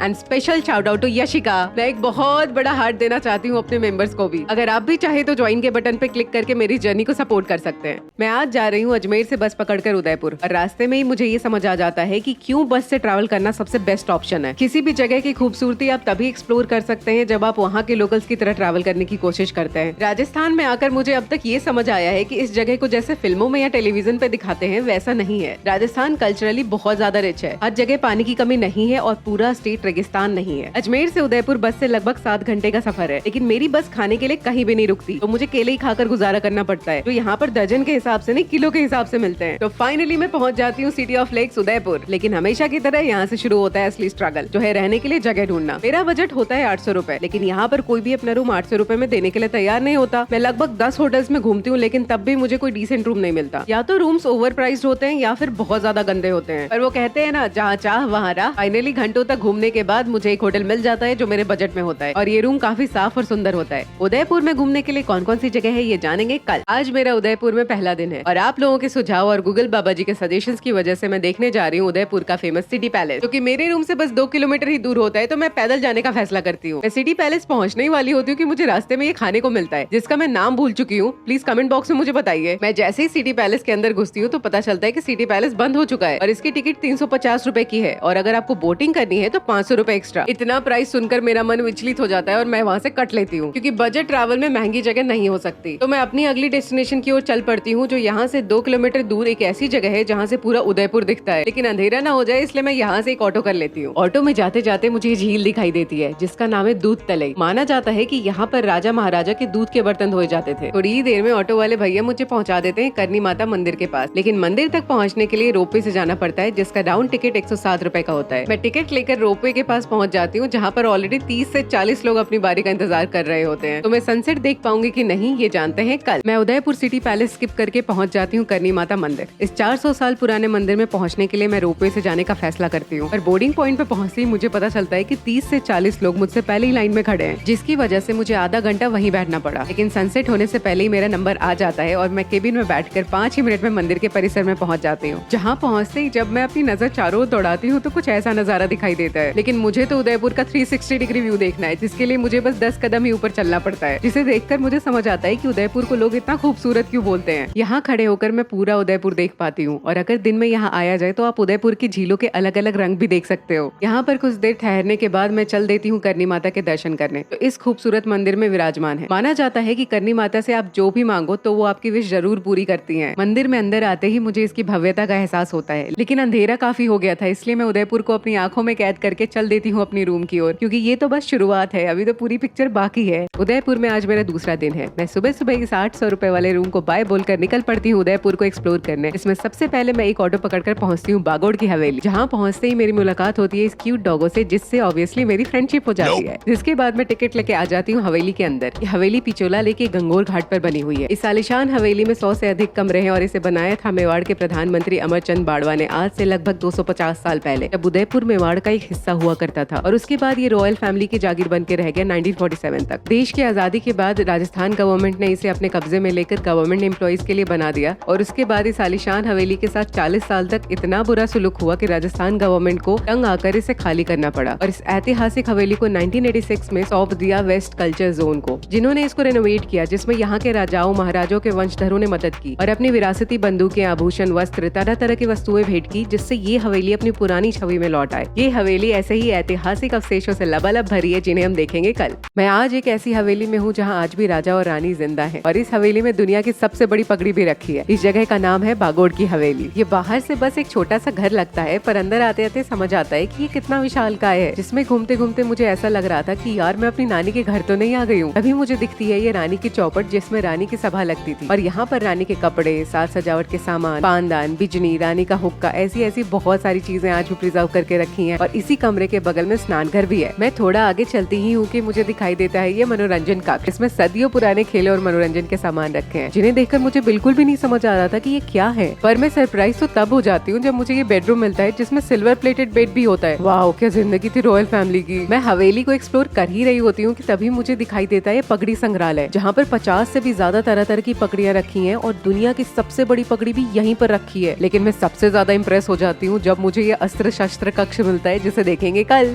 इन सारे अस्त्रों शस्त्रों में अपना भूतकाल देखने के बाद मैं निकल पड़ती हूँ बागोड़ की हवेली से जगदीश मंदिर की ओर, जो यहाँ से सिर्फ 200 मीटर ही दूर है, जहाँ तक पहुँचने के लिए भी मुझे लोकल्स की मदद लेनी पड़ती है। जगदीश मंदिर यहाँ के सबसे फेमस टूरिस्ट प्लेसेस में से एक है। इस मंदिर को 1651 में बनाया गया था, और इसे बनाने में उस समय 15 लाख रुपए लगे थे, और वो सब दिखाई देता है इस मंदिर की बेहतरीन कारीगरी में। ये पवित्र पूज्य स्थल भारत के सबसे खूबसूरत मंदिरों में से एक है, जिसके अंदर आते ही मुझे इस चीज का अंदाजा हो जाता है। मैं मंदिर को एक्सप्लोर कर ही रही होती हूँ कि मुझे ये एक छोटा सा रास्ता दिखाई देता है, जिसमें मैं अंदर चली जाती हूँ, और यहाँ पर जो मिलता है वो मेरे लिए बिल्कुल अनप्रेडिक्टेबल था। यहाँ पर मुझे ये अंकल मिलते हैं जो पिछले 35 साल से पेंटिंग कर रहे हैं। थोड़ी देर इनसे बात करके पता चलता है कि यहाँ पे लोग फूलों से नहीं, पत्थरों को पीस कर रंग बनाते हैं, जिसकी वजह से पेंटिंग्स को एक अलग ही बारीकी मिलती है। इन सब चीजों को देखकर मेरे अंदर का आर्टिस्ट भी जाग उठता है, लेकिन समय की कमी होने की वजह से मैं उसे फिर से सुलाकर जगदीश मंदिर से निकल पड़ती हूँ अगली डेस्टिनेशन की ओर, जो है जगदीश मंदिर से ऑटो लेकर मैं पहुंच जाती हूँ सहेलियों की बाड़ी। एक बहुत सुंदर सा गार्डन है जिसको बनाया था राणा संग्राम सिंह जी ने अपनी क्वीन के लिए, जो दहेज में अपने साथ 48 सहेलियों को लेकर आई थी, ताकि क्वीन और उनकी सहेलियां राजनीति से दूर यहाँ पर आकर छुपम छुपाई खेल सके। अंदर पहुँचते ही मुझे ऐसा लगता है कि अगर मैं यहाँ रहती तो शायद इस जगह पे रोज आया करती, पर आज यहाँ ज्यादा समय नहीं बिता सकती क्योंकि अब से कुछ ही घंटों बाद मुझे एक और बस पकड़नी है। यही सोचकर मैं पैदल ही चल देती हूँ फतेह सागर लेक की ओर गूगल मैप्स की मदद से। लेकिन लगभग 500 मीटर चलने के बाद पता चलता है कि जो रास्ता गूगलो दिखा रहा है वो एक प्राइवेट प्रॉपर्टी है, जिसकी वजह से मुझे वापस आकर दूसरे रास्ते से जाना पड़ता है और लगभग आधा घंटा चलने के बाद मैं पहुंच जाती हूँ फतेह सागर लेक। लेकिन भूख इतनी लगी होती है कि मेरे पैर आगे जाने को तैयार ही नहीं होते, तो मैं यहीं पर बैठकर पहली बार दाबेली खा लेती हूँ और पहुंच जाती हूँ लेक के पास। ऐसा लग रहा था कि ये कोई बहुत सुंदर पेंटिंग देख रही हूँ जिसे मैं छू नहीं सकती, बस देख कर एप्रिशिएट कर सकती हूँ। और इसे देखते देखते काफी वक्त बीत जाता है और मुझे बस स्टैंड भी पहुँचना है, इसलिए मैं यहाँ पर थोड़ी ही देर रुककर चल पड़ती हूँ अपनी अगली डेस्टिनेशन की ओर, जो यहाँ से लगभग 400 किलोमीटर दूर है। फतेह सागर को फतेह करके मैं पहुँच जाती हूँ उदयपुर बस स्टैंड, जहाँ पर मेरी अचानक से मुलाकात होती है मेरी एक सब्सक्राइबर से। हेलो सब्सक्राइबर, यहाँ से मैं जाऊंगी जोधपुर, जिसके लिए मैंने चुना है RSRTC की नॉर्मल स्लीपर बस को। लेकिन बस की सीट को देखते ही मैं अपने फैसले पे थोड़ा डाउट करने लगती हूँ और बस में लोग सीट पर कम नीचे ज्यादा बैठे हैं। खैर,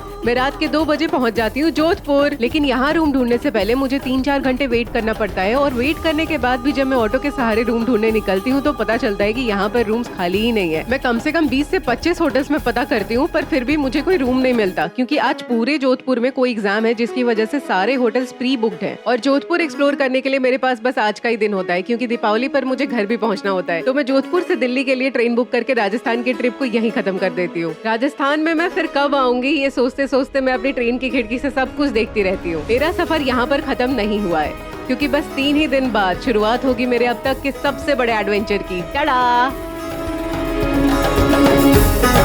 घर पे दीपावली मनाने के बाद और थोड़ा पैसा कमाने के बाद मैं निकल जाती हूँ अपनी अगली ट्रिप के लिए छोटा मोटा सामान खरीदने, और उसके बाद मैं सामान बांधकर चल पड़ती हूँ दिल्ली के कश्मीरी गेट बस स्टैंड की ओर, जहाँ से मैं गोला बस सर्विस की बस पकड़कर बढ़ जाती हूँ अपनी अगली डेस्टिनेशन की तरफ, जो है वाराणसी। मैं वाराणसी में पहुँचते ही सबसे पहले ये टेस्टी नारियल पानी पीती हूँ और यहाँ से मैं ऑटो करके आ जाती हूँ वाराणसी कैंट रेलवे स्टेशन। लेकिन वाराणसी बस पहला स्टॉप है, अगले 4 दिन में मुझे पहुँचना है नॉर्थ ईस्ट इंडिया। मैं कैंट से रिक्शा लेके पहुँच जाती हूँ दशाश्वमेध घाट। यहाँ आते ही मेरा स्वागत होता है दूर दूर से आए हुए भक्तों के सैलाब से, पर हमेशा की तरह मेरा सबसे पहला काम होता है रूम ढूंढना, जो कि मुझे पता चलता है कि यहाँ पर कुछ ज्यादा ही महंगे हैं। खैर, मैं गली गली जाकर रूम ढूंढने लगती हूँ और रूम ढूंढते ढूंढते मैं पहुंच जाती हूँ वाराणसी के सबसे फेमस दशाश्वमेध घाट। यहाँ लोगों की भीड़ देखकर मुझे ऐसा महसूस होता है कि हम इतनी बड़ी दुनिया का कितना छोटा सा हिस्सा है, पर मुझे रहने के लिए ठिकाना अभी भी नहीं मिला था। गलियों में घूमते घूमते मुझे ये एक विंटेज गेस्ट हाउस मिलता है, जिसको देखकर मुझे अपनी नानी के घर की याद आती है, और इसका रेंट भी बस 500 ही होता है। तो मैं ज्यादा सोचे बिना ही रूम सिक्योर कर लेती हूँ और घोड़े बेचकर सो जाती। नॉर्थ ईस्ट तक की लंबी जर्नी के लिए मेरा पहला स्टॉप होता है समय से भी पुरानी नगरी वाराणसी, और मैं फैसला करती हूँ अपनी शाम बिताऊंगी दशाश्वमेध घाट पर बोटिंग करके, जहाँ पर हजारों की तादाद में और भी लोग आए होते हैं। यहाँ पर बोटिंग का प्राइस है 100 रुपीज, और वहाँ तक पहुँचने के लिए मुझे बहुत सारी बोट के ऊपर से चढ़ के जाना पड़ता है। बोट पर पहुँचते ही मैं इंतजार करने लगती हूँ अपनी बोट के चलने का। इसी दौरान मुझे अपनी बोट पर बहुत कूल आंटी मिलती है, जो की मेरी सारी वीडियोस देख चुकी है। इनसे मिलकर मुझे महसूस होता है कि मेरे साथ कितनी ब्लेसिंग्स और सपोर्ट है,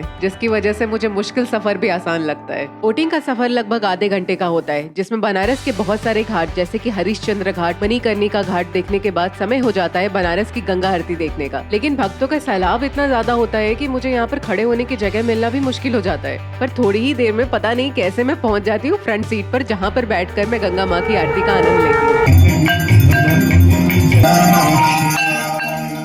जो कि बहुत सुकून भरा अनुभव होता है। जिसके बाद मैं चल पड़ती हूँ अपनी कुटिया की ओर। मैं कोशिश कर रही हूँ दिल्ली से सिलीगुड़ी पहुँचने की, जिसके लिए मैं आ धमकती हूँ वाराणसी, जहाँ पर आज मेरा दूसरा ही दिन है और मेरी तबीयत भी खराब हो गई। खैर, मैं निकल पड़ती हूँ बनारस को एक्सप्लोर करने। थोड़ी ही दूर चलने के बाद मुझे ये क्यूट सा रेस्टोरेंट मिलता है, जहाँ पर मैं पेट पूजा करती हूँ। लेकिन मैं जैसे ही रेस्टोरेंट के बाहर देखती हूँ तो मुझे ये माँ काली का कई 100 साल पुराना मंदिर दिखता है, जहाँ पर बैठकर मैं आगे की जर्नी कैसे कंटिन्यू करनी है ये प्लान करती हूँ। पर बनारस से कोई डायरेक्ट ट्रेन या बस नहीं है, तो मैं दिमाग में ज्यादा स्ट्रेस ना रखते हुए आज ही अगली सिटी के लिए अपनी ट्रेन बुक कर लेती हूँ और इस सुंदर से मंदिर को टाटा बाय बाय बोलकर आ जाती हूँ बनारस की गलियों में। वेट, उससे पहले थोड़ी दवाई भी लेनी जरूरी है। मुझे नहीं पता कि मैं अभी कहाँ जा रही हूँ, क्योंकि मुझे ऐसा लगता है कि बनारस को आप घूम नहीं सकते, बनारस को आप बस फील कर सकते हो। तो घूमते फिरते मैं पहुँच जाती हूँ बनारस के किसी घाट पर। यहाँ पर आकर मेरा मन करता है कि बस ऐसे ही गंगा माँ के साथ बैठी रहूं। तभी मेरी नजर एक बच्चे पर पड़ती है जो पतंग उड़ा रहा होता है, तो मैं उछल के उसके पास पहुँच जाती हूँ। और मैं जब इस बच्चे से पतंग उड़ाने के लिए बोलती हूँ तो ये तुरंत हाँ कर देता है, पर मुझे तभी याद आता है कि मैं कोई पतंगबाज नहीं हूँ, तो मैं फिर आ बैठती हूँ यहाँ और गंगा माँ से एक लास्ट बार आशीर्वाद लेती हूँ। आज मेरे 365 दिन की जर्नी का 51वां दिन है, जिसमें मैं सुबह 5 बजे उठकर नौसिखिए की तरह एक्सरसाइज करती हूँ और फिर अपनी आगे की यात्रा शुरू करती हूँ। मुझे लगा था कि इस वक्त ज्यादा भीड़ नहीं होगी, पर बाहर आते ही मेरी ये गलत फैमिली भी दूर हो जाती है जब मैं देखती हूँ कि कुछ लोग घाट की ओर जा रहे होते हैं और कुछ लोग मंदिर की ओर। पर मैं जा रही हूँ यहाँ से ई रिक्शा पकड़कर वाराणसी कैंट रेलवे स्टेशन की ओर, जहाँ पर मैं अपनी लाइफ में पहली बार सेकंड सीटिंग में बैठूंगी। मेरी ट्रेन समय पर आ जाती है और मैं अपनी सीट घेर कर बैठ जाती हूँ। हालांकि मुझे लगा था कि सेकंड सीटिंग में बहुत बुरी हालत होगी, पर ऐसा कुछ नहीं होता जब तक मैं ट्रेन में 90 रुपए का ये ब्रेकफास्ट ऑर्डर नहीं करती। इस आलू पराठे में ना तो आलू होता है और ना ही पराठा। और मेरी ट्रेन जब बक्सर पहुंचती है तब मुझे समझ आ जाता है कि ट्रेन बिहार में एंटर कर चुकी है और देखते ही देखते मेरी लोहपत गामिनी मुझे समय पर पहुंचा देती है पाटलिपुत्र। मैं यहाँ इसलिए आई हूँ क्योंकि वाराणसी से सिलीगुड़ी के लिए मुझे कोई डायरेक्ट ट्रेन या बस नहीं मिली थी, पर यहाँ से शाम के 6:30 बजे एक बस है जिसकी टिकट मैं पहले ही बुक कर देती हूँ। पर बीच में 7 घंटे में क्या करूंगी मुझे ये नहीं पता, तो मैं आगे क्या तिगड़म लगाती हूँ ये जानने के लिए मिलते हैं कल।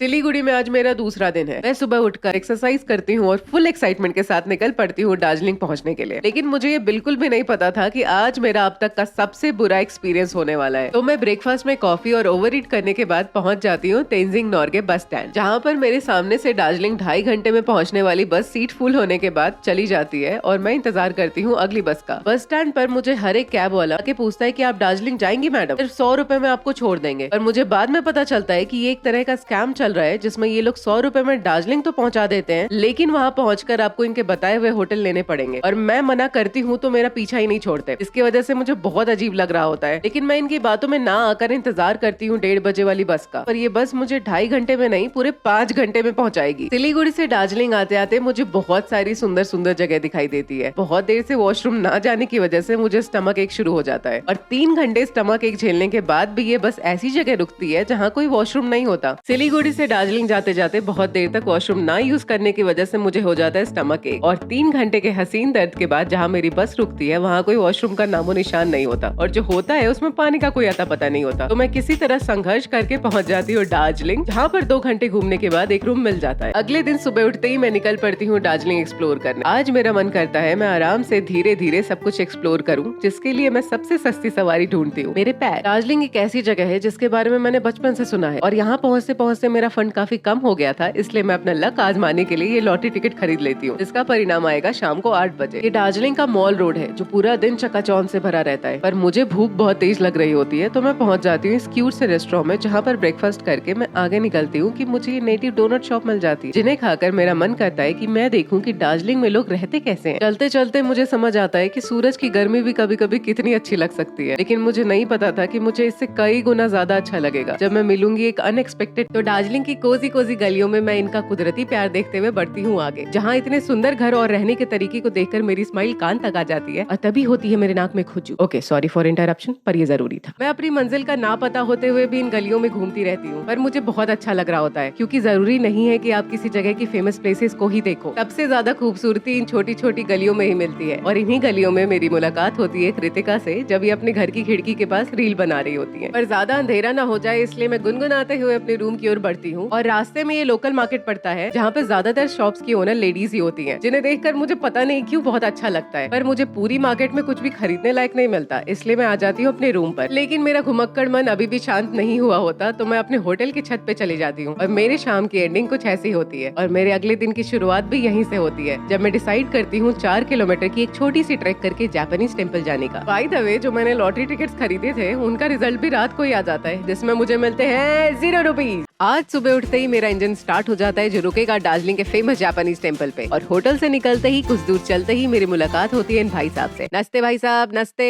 जापानीज टेम्पल यहाँ से बस 4 किलोमीटर दूर है, जो मैं बस 15 मिनट में कवर कर लूंगी, ऐसा मुझे लगा था। पर होश तब आता है जब दार्जिलिंग के चढ़ाई वाले रास्ते मेरे पैरों की नसों को बेहोश कर देते हैं और मैं किसी तरह रेंगते रेंगते ऊपर जा रही होती हूँ कि मुझे दिखाई देता है ये तिब्बतन म्यूजियम। 50 रुपए का टिकट लेके मैं रूबरू होती हूँ तिब्बतियन हिस्ट्री से, जिसे बहुत बारीकी से यहाँ पर दर्शाया गया है, मतलब स्वाद आ जाता है। म्यूजियम देखने देखने के बाद मैं फिर से रेंगने लगती हूँ जापानीज टेम्पल की ओर, जहाँ मैं टोटल सिर्फ 3 मिनट में ही पहुंच जाती हूँ। असल में ज्यादातर लोग यहाँ पर कैब या फिर ऑटो से आते हैं, पर मैं चल के इसलिए आना चाहती थी ताकि मैं दार्जिलिंग को बस ऊपर ऊपर से ना एक्सप्लोर करूँ। पर दार्जिलिंग में अंधेरा थोड़ा जल्दी हो जाता है, तो मैं वापस लौट चलती हूँ अपने रूम की ओर, और रास्ते में मेरी नजर पड़ती है एक बहुत प्यारे कैफे पे, जिससे अचानक से मेरी भूख का स्विच ऑन हो जाता है। यहाँ बैठकर मुझे बहुत अपना सा लग रहा था, जिसकी वजह से मेरा यहाँ से जाने का मन नहीं होता। पर जीवन में हर चीज बस्ते में नहीं भरी जा सकती, इसलिए हम उन्हें अपनी यादों में भर लेते हैं। भारत भ्रमण को कंटिन्यू रखने के लिए मेरा और दार्जिलिंग का सफर यहीं खत्म होता है। अब बारी है अगले एडवेंचर को शुरू करने की, जिसके लिए मुझे यहाँ से बस पकड़कर सिलीगुड़ी जाना होगा। मेरी बस चलते रुकते मुझे 3 घंटे में पहुँचा देती है वापस सिलीगुड़ी, जहाँ पर एक रिक्शा वाला मुझे न्यू जलपाईगुड़ी तक छोड़ने के लिए 200 रुपए की मांग करता है, जो कि मैं उसे मना करके जब उसकी रिक्शा से उतर जाती हूँ तो वो मुझे अपनी भाषा में चिल्ला चिल्ला के कुछ बोलने लगता है। So welcoming. मुझे समझ में आता है कि हर एक एक्सपीरियंस अच्छा नहीं हो सकता। इन्हीं एक्सपीरियंसेस के साथ डील करने के लिए तो मैं घर से निकली थी। ऐसे ही ख्यालों में मगन होकर मैं पहुंच जाती हूँ न्यू जलपाईगुड़ी रेलवे स्टेशन, जहाँ से मेरी ट्रेन चलेगी रात के 3:30 बजे। तो अगले 7 घंटे में स्टेशन पर ही आराम करने की जगह ढूंढने की कोशिश करती हूँ, जिसका दाम मेरे बजट से बहुत ज्यादा होता है। तो मैं सबसे पहले आप लोगों के कमेंट्स का रिप्लाई करती हूँ, फिर थोड़ा डांस करने के बाद मेरी दोस्ती हो जाती है इन अंकल से जो नेपाल से है, और इनके साथ में करेंसी एक्सचेंज करके नेपाली रुपया अपने कब्जे में कर लेती हूँ, जिसकी वजह से मेरे पूरे दिन की थकान परेशानी एकदम से दूर हो जाती है और मैं स्टेशन पर ही नृत्य करना शुरू कर देती हूँ। पर इतना सब कुछ हो जाने के बाद भी मेरी सुपर फास्ट लोपतगामिनी आने का नाम नहीं लेती। 10 दिनों के लगातार संघर्ष के बाद मैं आज फाइनली नॉर्थ ईस्ट में कदम रख देती हूँ, पर मुझे ये नहीं पता था कि ये सब तो बस एक ट्रेलर था। असली संघर्ष तो अभी शुरू होगा। मेरी छुक छुक मुझे न्यू जलपाईगुड़ी से ला पटकती है गुवाहाटी के कामाख्या जंक्शन पे। यहाँ पहुँचते ही मेरा फूड हंट शुरू हो जाता है, पर आसपास जितने भी रेस्टोरेंट मुझे दिखाई देते हैं वो काफी गंदे होते हैं। तो मैं खाली पेट ही कामाख्या मंदिर की ओर चल पड़ती हूँ, और ये 10 रुपए वाली बस मुझे मंदिर के गेट पर छोड़ देती है, जहाँ से 3-4 किलोमीटर दूर ही मंदिर है। पर उससे पहले मैं एक पेपर बोट पीती हूँ और अपनी शक्तियों को पुनः स्थापित करती हूँ। इसके बाद मैं करती हूँ एक ऑटो, जो मात्र 30 रुपए में ही मुझे पहुँचा देता है कामाख्या मंदिर। इस कई 100 साल पुराने मंदिर के बारे में ये खास बात है कि यहाँ पर योनि की पूजा की जाती है, और उसके अलावा इस मंदिर में कामाख्या देवी की कोई भी मूर्ति नहीं है। मंदिर में आज भी हर रोज बलि दी जाती है, जिसका संबंध इस मंदिर के शुरुआती दौर से है। और बात यहीं खत्म नहीं होती। दुनिया भर के तांत्रिकों के लिए ये मंदिर एक बहुत बड़ा पूज्य स्थल है। इस सब के दौरान ही एकदम से मंदिर में खूब चहल पहल हो जाती है, और देखते ही देखते लोगों को एक साइड कर दिया जाता है। शायद कोई आ रहा है, पर कौन? अरे ये तो हमारे देश के सड़क ठेकेदार नितिन गडकरी जी हैं। इन्हें तो आज तक सिर्फ टीवी पे ही देखा था। पर ये सब तो ठीक है, मुझे गुवाहाटी में रूम भी ढूंढना है। थोड़ी जानकारी जुटाने के बाद मुझे पता चलता है कि पलटन बाजार में बहुत सारे होटल्स हैं, और वहाँ डेफिनेटली कोई रूम मिल जाएगा। तो मैं बस में कूदती फुदकती पहुंच जाती हूँ अल्टन पलटन बाजार, और यहाँ से शुरू होता है मेरा रूम ढूंढने का संघर्ष। पलटन बाजार में रूम्स तो बहुत थे, लेकिन सारे जितने गंदे उतने ही महंगे। 1000 रुपए में तो ऐसे रूम्स मिल रहे थे जिनकी दीवारों पर पान की पीक थी, और 3 घंटे पूरे पलटन बाजार को टटोलने के बाद मेरे पास रुकने का कोई ठिकाना नहीं था, क्योंकि या तो रूम्स 2 से 2500 के थे या फिर बहुत गंदे। और मैं पिछले 2 दिनों से लगातार ट्रैवल ही कर रही थी। इस 365 दिन की जर्नी में मुझे पहली बार थकान महसूस हुई। मुझे पता है कि उतार चढ़ाव इस जर्नी का हिस्सा है, लेकिन रात के 10 बजे तक भी मेरे पास ठहरने की कोई जगह नहीं थी, और ना ही थी कोई उम्मीद। मुझे पूरा यकीन हो चला था कि आज ये सड़क ही मेरा सहारा बनेगी, लेकिन मैं किसी अनजान शहर में रात भर बाहर नहीं रह सकती। तो मैंने पहली बार इस जर्नी में अपना बजट बढ़ाया और 1800 रुपए का रूम लिया, जिसके परिणाम अभी मुझे नहीं पता क्या होंगे। मिलते हैं कल। आज समय आ गया है जर्नी के सबसे एक्सपेंसिव रूम को छोड़ के गुवाहाटी को भटकते भटकते एक्सप्लोर करने का। इस सिलसिले में मैं पहुंच जाती हूँ रोपवे से दुनिया का सबसे छोटा रिवर आइलैंड देखने, लेकिन मुझे नहीं पता था कि रोपवे सर्विस आज बंद होती है। तो अब टाइम आता है प्लान बी का, ब्रह्मपुत्र रिवर को फेरी से देखने का। लेकिन घाट पर जाते ही पता चलता है कि आज फेरी भी अवेलेबल नहीं है। तो फिर काम में आता है फाइनल प्लान सी, मेरे पैर। चलते चलते पहुंच जाती हूँ उमानंदा घाट, जहाँ से दुनिया का सबसे छोटा रिवर आइलैंड उमानंदा को देखा जा सकता है। लेकिन उससे पहले ही मैं ब्रह्मपुत्र नदी की विशालता को देखकर अचंभित रह जाती हूँ, और थोड़ी नजर दौड़ाने पर मुझे उमानंदा आइलैंड भी दिखाई पड़ जाता है। मैं पहली बार अपने घर से इतना दूर आई हूँ। मुझे नहीं पता कि इस जर्नी में आगे क्या होगा, लेकिन अब तक जो हो रहा है वो किसी सपने से कम नहीं है। ये शाम आज तक की सबसे खूबसूरत शामों में से एक है। लेकिन कहानी अभी खत्म नहीं हुई है। थोड़ा डांस करने के बाद मैं आ जाती हूँ गुवाहाटी ISBT, जहाँ पर मेरी मुलाकात होती है इन होनहार बच्चों से, जिनसे कुछ ही देर में मेरी बहुत अच्छी दोस्ती हो जाती है। पर मेरे पास इन्हें देने के लिए कुछ नहीं होता, सिवाय एक वादे के कि हमारी मुलाकात दोबारा जरूर होगी।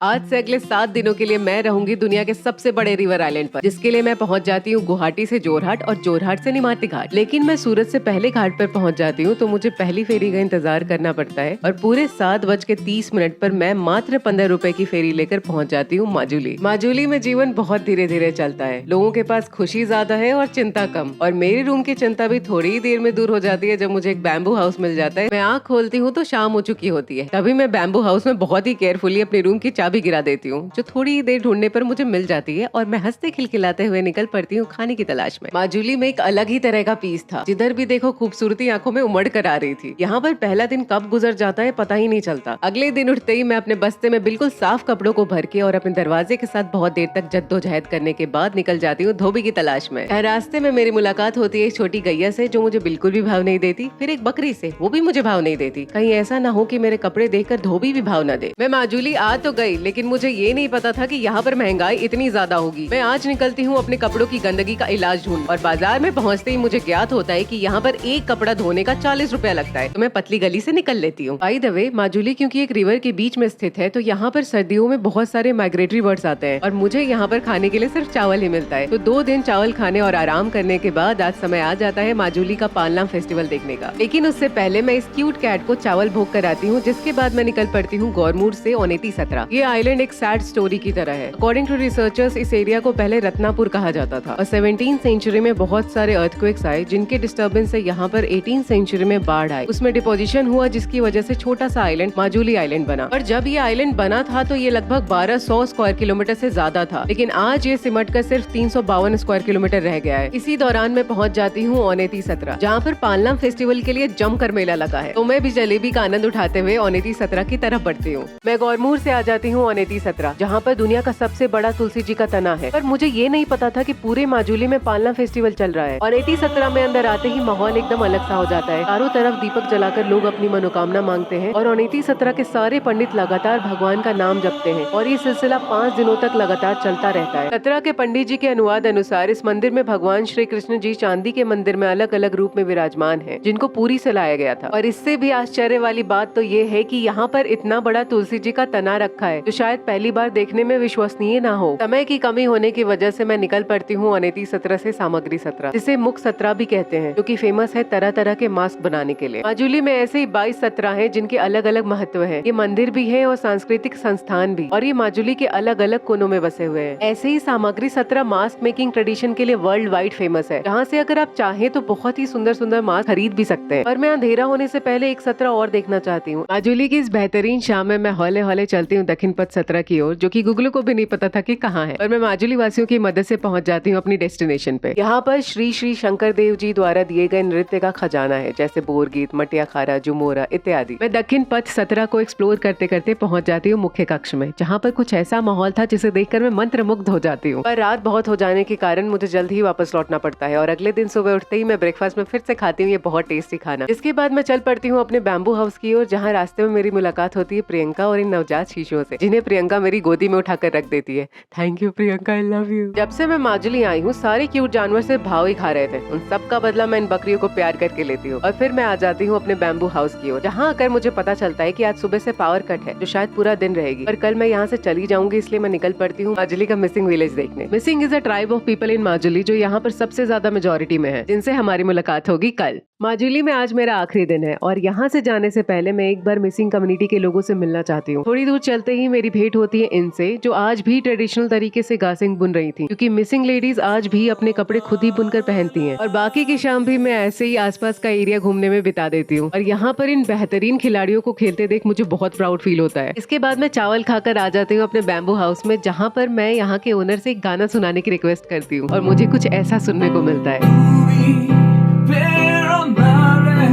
और अगले दिन मैं सिंगर भैया और उनके इस बहुत सुंदर से बैम्बू हाउस को बाय बोलकर निकल पड़ती हूँ अगली डेस्टिनेशन की ओर। पर माजुली में आना जितना आसान था, यहाँ से जाना उतना ही मुश्किल, क्योंकि इन 2-4 दिनों में मैंने कितने लोगों से कनेक्शन बनाए, कितनी बार सिर्फ चावल खाया, और ऐसे ही अनगिनत यादों के साथ मैं चली तो जाऊंगी, पर यहाँ पर वापस आने का मौका शायद ना मिले। इन्हीं ख्यालों के साथ मैं पहुँच जाती हूँ सिंगोरा घाट पर, जो की माजुली का आखिरी स्टॉप होगा। पर ये सफर यूं ही हंसते खिलखिलाते हुए चलता रहेगा। मिलते हैं कल नई कहानी के साथ। आज दिन है माजुली को अलविदा कहकर नदियां पार करने का, जिसके लिए मैं सबसे पहले 40 रुपए वाली फेरी लेकर आ जाती हूँ लखीमपुर। यहाँ पहुँचते ही मैं वादे अनुसार मिलती हूँ त्रिनमयी से, जो कि क्लास 10th की स्टूडेंट है और संस्कृत की शोधकर्ता बनना चाहती हैं, और इनके साथ है संस्कृत अध्यापक। यहाँ से मेरा अगला स्टॉप है ईटानगर, लेकिन उससे पहले अरुणाचल प्रदेश बॉर्डर क्रॉस करने के लिए मुझे बनवाना पड़ेगा इनर लाइन परमिट, जो कि मुझे लगा था कि तुरंत बन जाएगा, और बांदरदेवा पहुंचकर मुझे पता चलता है कि इसके लिए मुझे कल का वेट करना पड़ेगा। तो मैं यहीं पर रहने का ठिकाना ढूंढकर सेटल हो जाती हूँ और अगले दिन एक्सरसाइज करके पूरी ऊर्जा के साथ फिर से पहुंच जाती हूँ परमिट बनवाने। लेकिन वहाँ पर मुझे कहा जाता है कि आपका वॉमिट आज नहीं बन पाएगा, आप कृपया कल आना। तो मैं निराश हताश वापस आ जाती हूँ अपने होटल, जहाँ मेरी दुविधा सुनने के बाद होटल मैनेजमेंट सिर्फ 1 घंटे में मेरा पास बनवा देते हैं। जय जय। तो मैं तुरंत जूते टाइट करके भाग लेती हूँ ईटानगर की ओर, लेकिन उससे पहले मुझे होटल ओनर गेस्ट की तरह अलविदा कहते हैं और मैं कानों तक मुस्कान लिए कुदकते फुदकते क्रॉस कर लेती हूँ अरुणाचल बॉर्डर, जहाँ से मैं ये बस लेके पहुँच जाती हूँ ईंटों से बने हुए ईटानगर में। और यहाँ से शुरुआत होगी एक नए अंत की। मिलते हैं कल। ईटानगर में 1 दिन के लिए घर बसाने के बाद मैं कमर कसती हूँ तवांग जाने के लिए, जहाँ तक पहुँचने में मेरा खर्च आएगा 1300 रुपए, वो भी 8 सीटर वाली लाइन गाड़ी में, या फिर मुझे ईटानगर से नॉर्मल बस पकड़कर बॉम्डिला जाना पड़ेगा और फिर बॉम्डिला से तवांग। तो अगर मैं तवांग जाने का फैसला करती हूँ तो मेरा लगभग 10,000 तक खर्च हो जाएगा। तो इन सब पचड़ों की वजह से मैं बहुत असमंजस में फंस जाती हूँ और इसी दौरान मेरा 4 साल पुराना साथी मेरा साथ छोड़ देता है,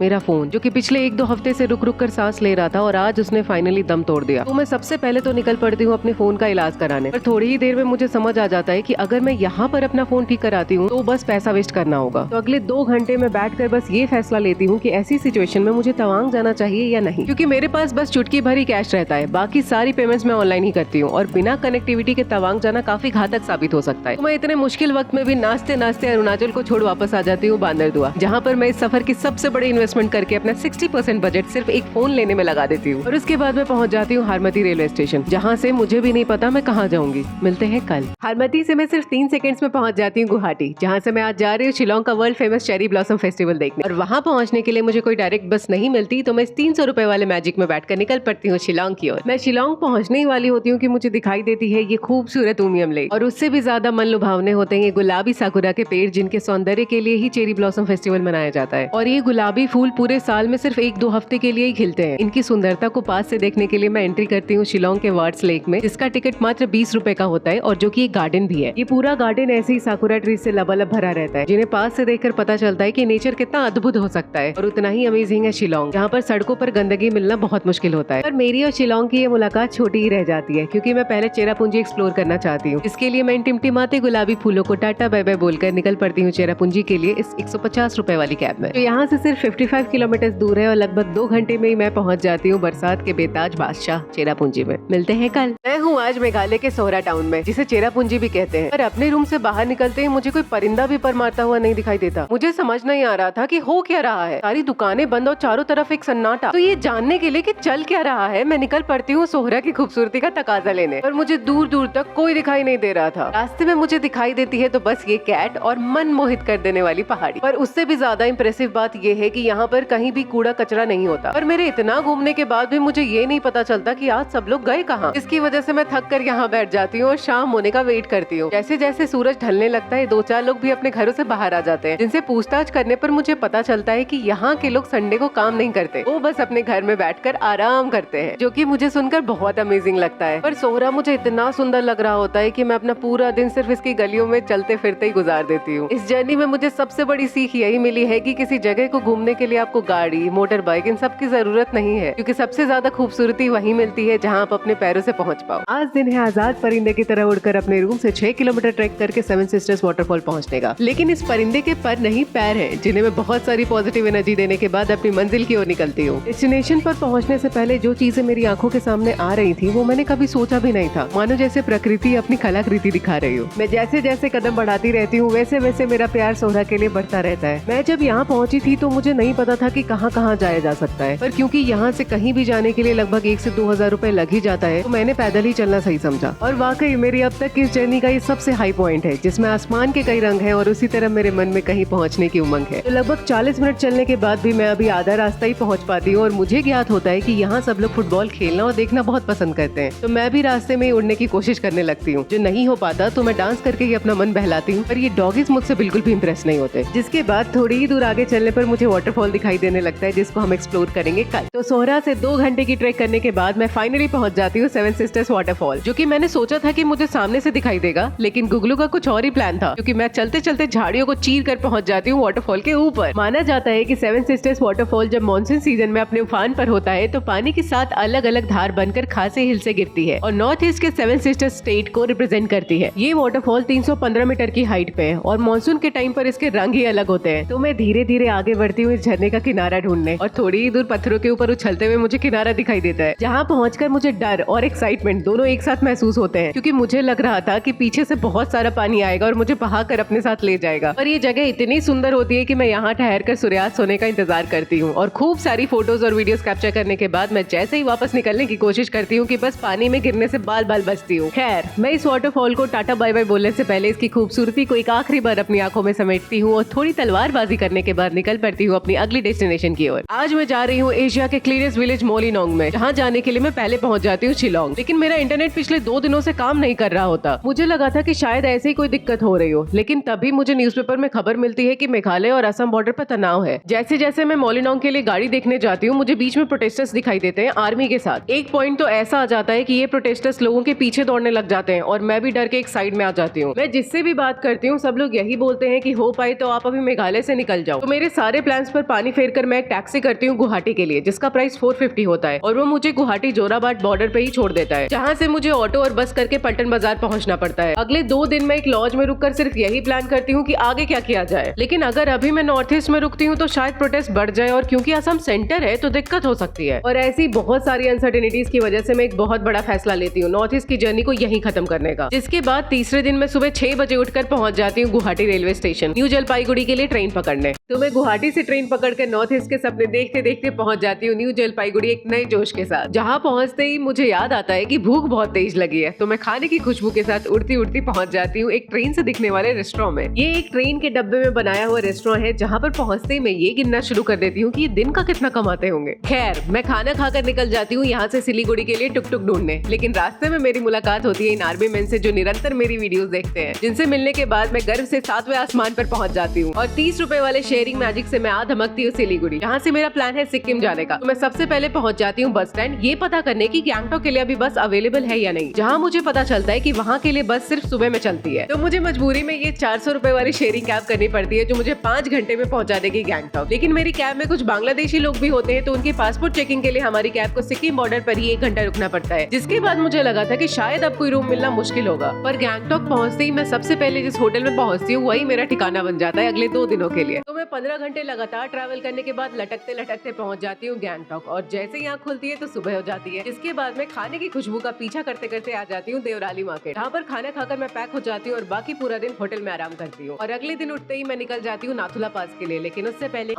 नाथुला पास एक्चुअली इंडिया और चाइना का बॉर्डर है और वहाँ तक पहुँचने के लिए मैंने एक शेयरिंग कैब बुक की है जिसका प्राइस है 900 रुपीज पर पर्सन। अभी मुझे ड्राइवर जी बताते हैं कि ये जो व्हाइट फ्लैग्स लगे हैं ये बुद्धिस्ट कम्युनिटी लगाते हैं उन लोगों के लिए जो अब हमारे बीच इस दुनिया में नहीं रहे। लगभग 1 घंटे के ट्रैवल के बाद हमारी गाड़ी पहुँच जाती है कंचनजंगा व्यू पॉइंट पर, जो की दुनिया का 3rd हाईएस्ट माउंटेन पीक है और फोटोग्राफी के लिए भी लाजवाब जगह है। पर आपको तो पता ही है, अगर पहाड़ों में आकर मैगी नहीं खाई तो फिर क्या ही मैगी खाई। इस थोड़ी देर के विश्राम के बाद हम चल पड़ते हैं आज का हाईएस्ट पीक नाथुला पास की ओर, जहाँ रास्ते में दिखाई देती है सोमगो लेक। और लगभग 3 घंटे के लगातार ट्रैवल के बाद हमारी गाड़ी फाइनली आ पहुँचती है नाथुला पास, जिसका ऑल्टीट्यूड है 14,140 फीट। लेकिन मुझे सूत्रों से पता चला है कि यहाँ इंडिया और चाइना के लोग सिर्फ 10 मीटर के। आज मैं एक ऐसा मंदिर देखने जा रही हूँ जहाँ कोई भगवान वास नहीं करते और एक ऐसी महान हस्ती वास करती है जो अपनी मृत्यु के बाद भी हमारे देश की हिफाजत में जुटे हैं। लेकिन उससे पहले मैं पहुंच जाती हूँ इंडिया चाइना बॉर्डर, जहाँ से ऊपर जाने में मेरी इतनी बुरी हालत हो जाती है कि मुझे हर 2 कदम पर सांस लेने के लिए रुकना पड़ता है। पहाड़ी के उस पार वाला हिस्सा चाइना का और इस पार वाला हिस्सा इंडिया का, और यहाँ पर दोनों कंट्रीज के लोग सिर्फ 10 मीटर के दायरे में रहते हैं। यहाँ खड़े होकर पता चलता है कि भारतीय जवान सिर्फ हमें सुरक्षित रखने के लिए किन कठिनाइयों से गुजरते हैं। और एक ऐसे ही फौजी है बाबा हरभजन सिंह, जो कि भारतीय सेना के सिक्किम रेजिमेंट में एक सिपाही थे। उनका देहांत तब हुआ जब वो अपने काफिले को टुकलू से दोंगियो ले जा रहे थे और अपने घोड़े से फिसल के एक नाले में गिर गए और पानी की तेज धारा में उनका शरीर बहकर घटना स्थल से 2 किलोमीटर दूर जा पहुंचा। और ये मान्यता है कि बाबा हरभजन अपने साथी के सपने में आए और समाधि के निर्माण का अनुरोध किया और उसके बाद आज तक बाबा हरभजन भारतीय सेना में नियुक्त है। उसके अलावा आज भी इनके घर सैलरी भेजी जाती है और जब भी इनके रेजिमेंट को छुट्टी मिलती है तो बाबा हरभजन की भी एक टिकट कटाई जाती है, जो सीट खाली ही जाती है। बाबा हरभजन जी का टेम्पल देखने के बाद मेरी गाड़ी पहुंचती है आज के लास्ट स्टॉप पर, जो है ये सोमगो लेक। ये लेक एक्चुअली ग्लेशियर लेक है और इसका एलिवेशन है 3753 मीटर, जिसकी वजह से यहाँ पर हरियाली की काफी कमी है। और इस लेक की सबसे खास बात है कि इसका पानी बहुत ज्यादा साफ रहता है और अलग अलग सीजन्स में अलग अलग रंग दिखाता है। पर उससे भी खास है ये याक, जिसके पास मैं जाने की कोशिश करती हूँ और बहुत देर के संघर्ष के बाद एक बार टच भी कर लेती हूँ। जय जय। आज के दिन मैंने एक रैंडम शेयर कैब बुक की थी, लेकिन जो लोग मेरे साथ आए उन्होंने मुझे बिल्कुल भी ऐसा नहीं लगने दिया कि वो लोग रैंडम है। तो ऐसे ही अपने इस काफिले को आगे बढ़ाते हुए मैं सोमगो लेक को टाटा बाय बाय कर पहुंच जाती हूँ अपने रूम की ओर। और अगले दिन सुबह उठते ही मैं तैयार हो जाती हूँ सिक्किम से निकलकर अगले डेस्टिनेशन की ओर जाने के लिए। और मेरा आज लक काम करता है क्योंकि आज मुझे ये सरकारी बस मिल जाती है, जिसके साथ मैं लहराती लहराती 4 घंटे में ही पहुंच जाती हूँ सिलीगुड़ी। पर इस पूरे सफर में मेरी दोस्ती हो जाती है यूरी देबूफ से, जो कि सिर्फ 18 साल के हैं और पिछले 4 महीने से भारत भ्रमण कर रहे हैं। तो अगर एक नेदरलैंड्स का लड़का भारत भ्रमण कर सकता है तो आप क्यों नहीं। मिलते हैं कल। मैं पूरे नॉर्थ ईस्ट की जर्नी को बीच में ही पूर्ण विराम लगाकर पहुंच जाती हूँ पटना। लेकिन एक मिनट, मैं पटना क्यों आई हूँ? क्योंकि ये है मेरी सबसे वृद्धा दोस्त और इसका बैंड बजाने आ गई हूँ मैं। इसका नाम है गरिमा और हम तब से दोस्त थे जब हमारे कटोरा कट बाल हुआ करते थे। तो शादी के घर पहुँचते ही मैं टूट पड़ती हूँ खाने पर, लेकिन मेरे पास शादी में पहनने के लिए चमकदार कपड़े नहीं है। तो मैं पहुँच जाती हूँ बोरिंग रोड पर शॉपिंग करने, जहाँ पहुँचकर मुझे एक बहुत हंसमुख अंकल मिलते हैं जो मेरी घुमक्कड़ जैसी हालत देखकर कपड़ों पर डिस्काउंट कर देते हैं। और वापस आकर मैं देखती हूँ कि मैडम के शगुन की शुरुआत हो रही है, जिसमें काजल लगाया जाता है और ये शेख ही दिखा रही है। तो इसमें ही पहला दिन बीत जाता है। अगले दिन शुरू होता है हल्दी समारोह, जिसमें 20 ग्राम व्हाइट पुट्टी चेहरे पर थोपने के बाद मैं कुछ ऐसी दिखती हूँ और इधर हमारी प्यारी दुल्हनिया मित्र मैंडेटरी पोजेस दे रही हैं। बहुत खूब। जिसके बाद ये मुझे भी अपने इस रंगारंग कार्यक्रम में शामिल कर लेती हैं। मैडम से कैमरा टीम ऐसे चिपकी है जैसे शहद से मधुमक्खी। खैर, उनका तो काम है। मैं भी आ जाती हूँ अपने काम पर मेहंदी लगवाने। खुशी देख रहे हो लड़की की। लेकिन उससे भी ज्यादा खुशी तब होती है जब डीजे वाले बाबू मेरा गाना लगा देते हैं। और अगर इंडियन वेडिंग में डांस नहीं हुआ तो कौन सी इंडियन वेडिंग हुई।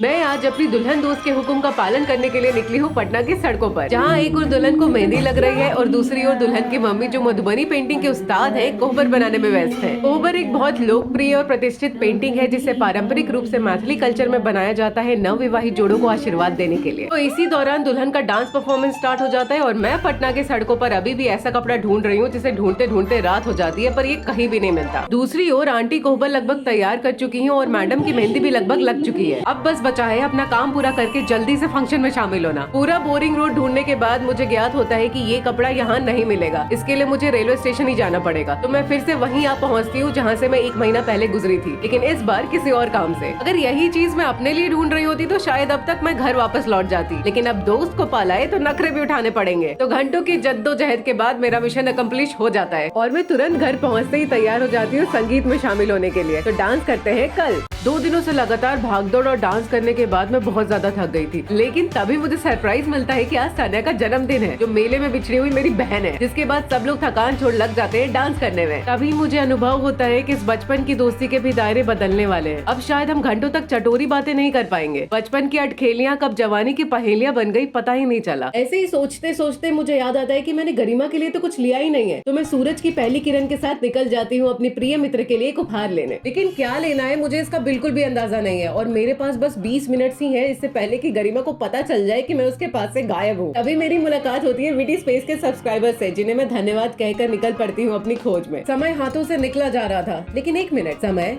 हाथ, क्यों न मैं अपनी दोस्त को एक घड़ी दे दूं। तो इस नेक काम में गुगलू मेरा साथ देता है और मुझे एक सुंदर सी रिस्टवॉच गरिमा के लिए मिल जाती है और मैं तुरंत दौड़ी दौड़ी घर पहुंच जाती हूँ। जिसके बाद शुरू होता है आखिरी पड़ाव। इसे देखने के लिए मिलते हैं कल। रात के एग्जैक्ट 2:30 बजे थे जब मेरी प्यारी दोस्त गरिमा के फेरे शुरू हुए थे और मैं 5 घंटे से तैयार ये सोच रही थी कि पटना के बाद अगली डेस्टिनेशन क्या होगी। और क्योंकि यह विवाह पूरे रस्मो रिवाज के साथ हो रहा था तो पूरी रात इसी में बीत जाती है। जिसके बाद मैं अगले दिन शाम को आधी नींद में अपना झोला उठाकर निकल जाती हूँ अपनी अगली डेस्टिनेशन की ओर, जिसके लिए मैं सबसे पहले पहुंचती हूँ पटना जंक्शन रेलवे स्टेशन और वहीं से दूसरी बार किसी जनरल डब्बे में सवारी कर पहुंच जाती हूँ वाराणसी, जहाँ पर बस मुझे एक रात टिकना है ताकि मैं कल तड़के ही निकल जाऊँ दिल्ली की ओर। और मैं अगले दिन ठीक प्लान के हिसाब से पहुँच जाती हूँ वाराणसी बस स्टैंड, जहाँ आकर मुझे पता चलता है कि दिल्ली के लिए यहाँ से सिर्फ एक ही गवर्नमेंट बस चलती है, वो भी शाम के 5 बजे। तो अब मेरे पास ऑप्शन बचता है कानपुर या फिर लखनऊ जाकर दिल्ली वाली बस पकड़ने का। और मुझे कानपुर वाली बस सामने ही दिख जाती है, जिसमें मैं 518 रुपए देकर बैठ जाती हूँ कानपुर के लिए, जो मुझे इसी तरह गिरते पड़ते रात के 12 बजे पहुँचा देती है कानपुर बस स्टैंड, जहाँ से मैं एक और 647 रुपए वाली बस में बैठकर पूरे 45 दिन बाद पहुँच जाती हूँ नोएडा। और मैं दिल्ली क्यों आई हूँ ये जानने के लिए चाय पे मुलाकात होगी। मैं अपने 365 दिन की जर्नी में पहुँच गई हूँ दिल्ली, क्योंकि एक तो मेरे पास पैसे खत्म हो गए और दूसरा मेरा लैपटॉप खराब हो गया है। इसे ठीक कराने के लिए मैं आज जा रही हूँ MSI के सर्विस सेंटर और सबसे पहले मैं करती हूँ अपना मेट्रो कार्ड रिचार्ज। अब दिक्कत ये है कि मेरा लैपटॉप थोड़ा डैमेज्ड है और इसकी चार्जिंग काम नहीं कर रही, तो मुझे अभी ये नहीं पता कि मेरा लैपटॉप इन वारंटी ठीक होगा या फिर एक्स्ट्रा एक्स्ट्रा खर्च देना पड़ेगा। तो मैं लगभग 40 मिनट मेट्रो में ट्रैवल करने के बाद पहुंच जाती हूँ विधानसभा मेट्रो स्टेशन और यहाँ से 5 मिनट दूर होता है MSI सर्विस सेंटर। तो टोकन लेकर मैं इंतजार करती हूँ अपनी बारी आने का। फिर बहुत देर के इंतजार के बाद मेरी बारी आ जाती है और सर्विस सेंटर वाले सर मेरा लैपटॉप चेक करके बोलते हैं हम इसको out of warranty he submit करेंगे, जिसे सुनकर मैं एकदम दुविधा में पड़ जाती हूँ क्योंकि लैपटॉप की बॉडी हिंजेस की साइड से डैमेज है और चार्जिंग पोर्ट बहुत दूर है। तो मैं भैया को अपना केस समझाने की कोशिश करती हूँ तो वो बोलते हैं कि हम डायग्नोज करके ही बता पाएंगे, जो कि आज नहीं हो पाएगा। इसके अलावा पॉसिबिलिटी है कि अगर आपका लैपटॉप मैं खोल लूँ तो वो बंद ना हो, जिसके लिए आपको एक्स्ट्रा चार्ज पे करना पड़ेगा। पर क्योंकि मेरी जर्नी लैपटॉप के बिना पॉसिबल नहीं है तो मैं अपना लैपटॉप सबमिट कर देती हूँ डायग्नोसिस के लिए। मैंने अपना लैपटॉप सबमिट कर दिया था ठीक होने के लिए, जिसके बाद मैं एकदम से थम सी गई थी। ऐसा लग रहा था कि मेरी सुपर फास्ट एक्सप्रेस जैसी लाइफ ई रिक्शा में तब्दील हो गई हो। तो मैं आंख तो खुल गई थी पर बेड से हिलना दुश्वार हो गया था, मानो बेड में गोंद लगी हो। पर तभी मुझे याद आता है कि मेरे पास अगली ट्रिप के लिए फंड भी नहीं है, इसलिए मैं लग जाती हूँ फ्रीलांसिंग वाला काम ढूंढने। पर मैं जैसे ही अपने प्रोफाइल में लॉगिन करती हूँ तो ऐसा लगता है कबूतर उड़ रहे हो, कोई नोटिफिकेशन नहीं, कोई मैसेज नहीं। खैर मैं बहुत सारे गिग्स में अप्लाई कर देती हूँ और फिर इंतजार करती हूँ किसी के रिप्लाई आने का। तभी मेरे अंदर का एक्सप्लोरर मुझे आवाज देता है और मैं कब कनॉट प्लेस पहुंच जाती हूँ मुझे पता ही नहीं चलता। आप कितनी भी बार कनॉट प्लेस आ जाओ ये आपको हमेशा नया ही लगेगा और उससे भी नए लगेंगे आपको ये कलाकार, जिन्हें सलाम कर मैं आगे बढ़ जाती हूँ इन जापानीज एनिमेशन वाले किरदारों से मुलाकात करने, जिनकी मैं बहुत बड़ी फैन हूँ। लेकिन मैं बिल्कुल भी फैन नहीं हूँ संडे के दिन कनॉट प्लेस पर उमड़ी इस भीड़ की, जो शाम होते तक तो इतनी बढ़ जाती है कि कदम रखने की जगह भी नहीं मिलती। पर मुझे सबसे अमेजिंग लगता है ऑटो के ऊपर उगाया हुआ गार्डन, जो कि एक बहुत अच्छी सोच है। दिल्ली की यही सबसे खास बात है, आप ढूंढने कुछ और जाते हो और आपको मिल कुछ और जाता है। मैं अपने ट्रिप को फंड करने के लिए फ्रीलांसिंग वेबसाइट पर अपने 1.5 लाख प्रपोजल सबमिट करके पहुंच जाती हूँ इंडिया गेट, जो कि एक वॉर मेमोरियल है। और मजे की बात तो ये है कि इतने साल दिल्ली में रहने के बाद भी मैं यहाँ पर पहली बार आई हूँ। मैं इंडिया गेट की ओर बढ़ ही रही होती हूँ कि मेरी मुलाकात होती है एक फेलो यूट्यूब क्रिएटर से, जो कि खुद इंडिया गेट घूमने आए थे। और क्योंकि आज संडे का दिन है तो लोग अपनी फैमिली के साथ पिकनिक मनाने यहाँ पहुँच ही जाते हैं। इंडिया गेट एक वॉर मेमोरियल है जिसे बनाया गया था वर्ल्ड वॉर 1 और एंग्लो अफगान वॉर में शहीद हुए सोल्जर्स के लिए, और यही वजह है कि ये इतनी लोकप्रिय जगह है। तो मैं बुलबुलों को चीरते हुए फाइनली पहुंच जाती हूँ इस गौरवपूर्ण स्मारक के पास, जो कि सैंडस्टोन से बना है और इसके ऊपर शहीद जवानों के नाम अंकित है, जो कि शायद वीडियो के थ्रू दिखा पाना मुश्किल है। यहाँ पर थोड़ा समय बिताने के बाद मैं इंडिया गेट को सलाम कर निकल पड़ती हूँ घर की ओर। पर थोड़ी ही दूर चलने के बाद मेरा मन बदल जाता है और मैं किसी बॉलीवुड फिल्म की एक्ट्रेस की तरह इस तालाब के पास आकर बैठ जाती हूँ। और तभी मुझे ईमेल आता है कि आपका लैपटॉप ठीक हो गया है, पैसे देके इसे ले जाइए। तो कल लैपटॉप लेने साथ में चलेंगे। तो आज दिन आ गया है अपना लैपटॉप वापस लाने का, लेकिन उससे पहले मैं चेक करती हूँ कि फ्रीलांसिंग वेबसाइट पर किसी का रिप्लाई तो नहीं आया, जो कि ऑब्वियसली नहीं आया होता है। पर परेशान होने की कोई बात नहीं है, मैं अपने पुराने क्लाइंट से बात करती हूँ, जिनमें से एक क्लाइंट मुझे अगले 1-2 दिनों में कोई काम दे देंगे। जिसके बाद मैं निकल जाती हूँ अपना लैपटॉप लेने, पर मैं अपना मेट्रो कार्ड घर ही भूल जाती हूँ। तो मुझे टोकन लेकर ही काम चलाना पड़ता है, पर काम नहीं चलेगा बिना लैपटॉप के, जिसे मैं लेने जा रही हूँ सिर्फ 18,000 रूपए देकर। मुझे लगा था कि मेरे लैपटॉप में बस चार्जिंग का इशू है, पर चेक करने के बाद सर्विस सेंटर से कुछ ऐसा बिल आया। जय पर मुझे खुशी इस बात की है कि मेरा लैपटॉप अब नए जैसा काम करेगा और मैं अपनी जर्नी को दिल्ली से आगे कंटिन्यू कर पाऊंगी। तो मैं पहुंच जाती हूँ गोविंदपुरी मेट्रो स्टेशन, जहाँ से मैं 2 किलोमीटर की छोटी सी वॉक करने के बाद आ जाती हूँ एग्रो इंजीनियरिंग कंपनी, जो कि MSI का वेयर हाउस भी है। यहाँ पहुँचते ही मैं 5 दिनों बाद लैपटॉप के दर्शन करती हूँ, लेकिन पेमेंट करने से पहले मैं अपने लैपटॉप को ठोक पीट कर चेक कर लेती हूँ और कोई कमी ना दिखने के बाद मैं पेमेंट कर आ जाती हूँ पेट पूजा करने इस क्यूट से रेस्टोरेंट में। पर क्योंकि अब लैपटॉप भी ठीक होकर आ गया है तो मुझे फैसला ये करना है कि अगली ऑसम ट्रिप कब और कहाँ की होगी। मिलते हैं कल। आज दिन है फिर से घुमक्कड़ मोड में जाने का, क्योंकि मेरा लैपटॉप भी ठीक होकर आ गया है और बहुत प्रचार प्रसार करने के बाद मेरे पुराने कनेक्शन के द्वारा मुझे काम भी मिल गया है, जिसके बाद मैं सारे काम किनारे कर दिल्ली से दूर निकलने की तैयारी करती हूँ, जिसमें सबसे पहले आता है पैकिंग। और 1 मिनट, मेरे तो सारे कपड़े गंदे हैं। तो 1 मिली सेकेंड्स में सारी एक्साइटमेंट कैसे खत्म होती है मुझे ये समझ में आता है जब मैं दिल्ली की कड़कड़ाती ठंड में कपड़े धोने जाती हूँ। पर मेरे पास तो टाइट जैसा व्हाइट है ही नहीं। बैचलर होने के भी कितने नुकसान है। अभी मेरा पति होता तो मेरे लिए सारे कपड़े धोकर रखता। Just kidding. तो मैं अपने सारे कपड़ों की पोटली बांधकर फेंक देती हूँ लॉन्ड्रोमैट में, जो 45 रुपीज पर केजी के हिसाब से मेरे सारे कपड़े चमकाकर वापस कर देगा। और अब बारी आती है माथे पर पट्टी बांधकर अपने रूम का सफाई अभियान जारी करने की, जिसके पूरा होने के बाद ही मैं अपने प्रोजेक्ट पे दिमागी घोड़े दौड़ाना शुरू कर देती हूँ। अभी मेरे पास जो टास्क आया है वो एक ऑनगोइंग प्रोजेक्ट का हिस्सा है और एनवायरमेंट से रिलेटेड है, जो मेरी इंटरेस्ट एरिया से मेल खाता है। पर स्क्रीन के सामने बहुत देर तक बैठना मेरी आंखों के इंटरेस्ट से बिल्कुल भी मेल नहीं खाता। तो मैं हर थोड़ी देर में एक छोटा सा चाय विश्राम लेती हूँ। तो इसी विश्राम के साथ परसों की तैयारी करते हैं कल। 3 दिन लगातार कमरे में बंद रहकर काम करने के बाद मेरे अंदर की घुमक्कड़ लड़की तंग हो गई थी। मेरी ट्रिप की तैयारी तो लगभग पूरी हो गई है, बस इंतजार है काम से थोड़े से पैसे आने का। लेकिन उससे पहले मैं निकल जाती हूँ दिल्ली का फेमस चिड़ियाघर देखने, जहाँ पर शायद मुझे मेरे भाई बहन मिल जाए। पर वहाँ पहुँचने से पहले ही सड़क पर जाम लग जाता है और ऑटो वाले भैया पगडंडी पर ही गाड़ी चढ़ा देते हैं। और इस सुनहरे स्टंट की वजह से मैं आगे का रास्ता पैदल ही तय करती हूँ। लेकिन असली संघर्ष तो तब शुरू होता है जब चारों तरफ लोगों का सैलाब दिखता है, जिसकी वजह से पैर रखना भी मुश्किल हो रहा था। और ये मुश्किल तब और बढ़ जाती है जब पता चलता है कि टिकट सिर्फ ऑनलाइन ही मिलेगी। और इतनी भीड़ होने के कारण मेरा इंटरनेट भी नहीं चल रहा होता, तो मैं कनेक्टिविटी के लिए इधर उधर भटकती हूँ। तभी मेरा फोन पहली बार 5G सिग्नल्स पकड़ने लगता है। जय जय। इसके बाद मैं फटाफट जू का टिकट बुक करने की कोशिश करती हूँ, पर यूपीआई पेमेंट का ऑप्शन ही नहीं होता। किंतु मैं गलती से आज पहली बार बैंक कार्ड साथ में लेकर आई हूँ, जिससे टिकट तो बुक हो जाती है, पर एंट्री के लिए जो 5 करोड़ लोगों की भीड़ लगी है उसको चीर कर आगे जाना मुश्किल है। परंतु एक बार कुछ ठान लिया तो ठान लिया, ये सोचकर मैं लाइन में लग जाती हूँ और पूरे 30 मिनट के बाद चिड़ियाघर में एंट्री कर लेती हूँ। मैं संडे के दिन पहुँच जाती हूँ दिल्ली के चिड़ियाघर, जहाँ पर बहुत ज्यादा भीड़ होने के बावजूद मैं 5G की मदद से एंट्री कर लेती हूँ। थोड़ी दूर आगे चलते ही मुझे एक ब्लैक स्वॉन दिखाई देती है, जो बहुत खुशी से अपना खाना खा रही होती है। थोड़ी ही दूर और आगे चलने पर मुझे दिखाई देती है ये क्यूट सी नील गाय, पर उससे भी ज्यादा क्यूट होते हैं ये पानी वाले बर्ड्स, जो आराम से पेड़ पर डिजाइन बनाकर बैठे थे। पर ये तो बस शुरुआत है, यहाँ पर ऐसी बहुत सारी विचित्र प्रजातियाँ हैं। असल में चिड़ियाघरों का मेन मकसद होता है जानवरों और पंछियों की विलुप्त होती प्रजातियों को बचाना, जैसे कि ये सुंदर सांबर और ये ब्लैक बक, जिन्हें हम ही लोग अपने फायदे के लिए जंगलों में मार देते हैं। और गाय ये दुनिया की सबसे बड़ी गाय है और एक्सटिंक्शन के बिल्कुल पास है। और वैसे ही है ये राइनोस, जिनको मानव शिकार होने से बचाने के लिए तरह तरह की मुहिम चल रही है। ऐसे ही मैं धीरे धीरे आगे बढ़ती रहती हूँ कि मेरी नजर पड़ती है मिट्टू मियाँ की ओर, और ये भाई साहब तो खाने में ही मशगूल है। अरे थोड़ा सा हमें भी दो।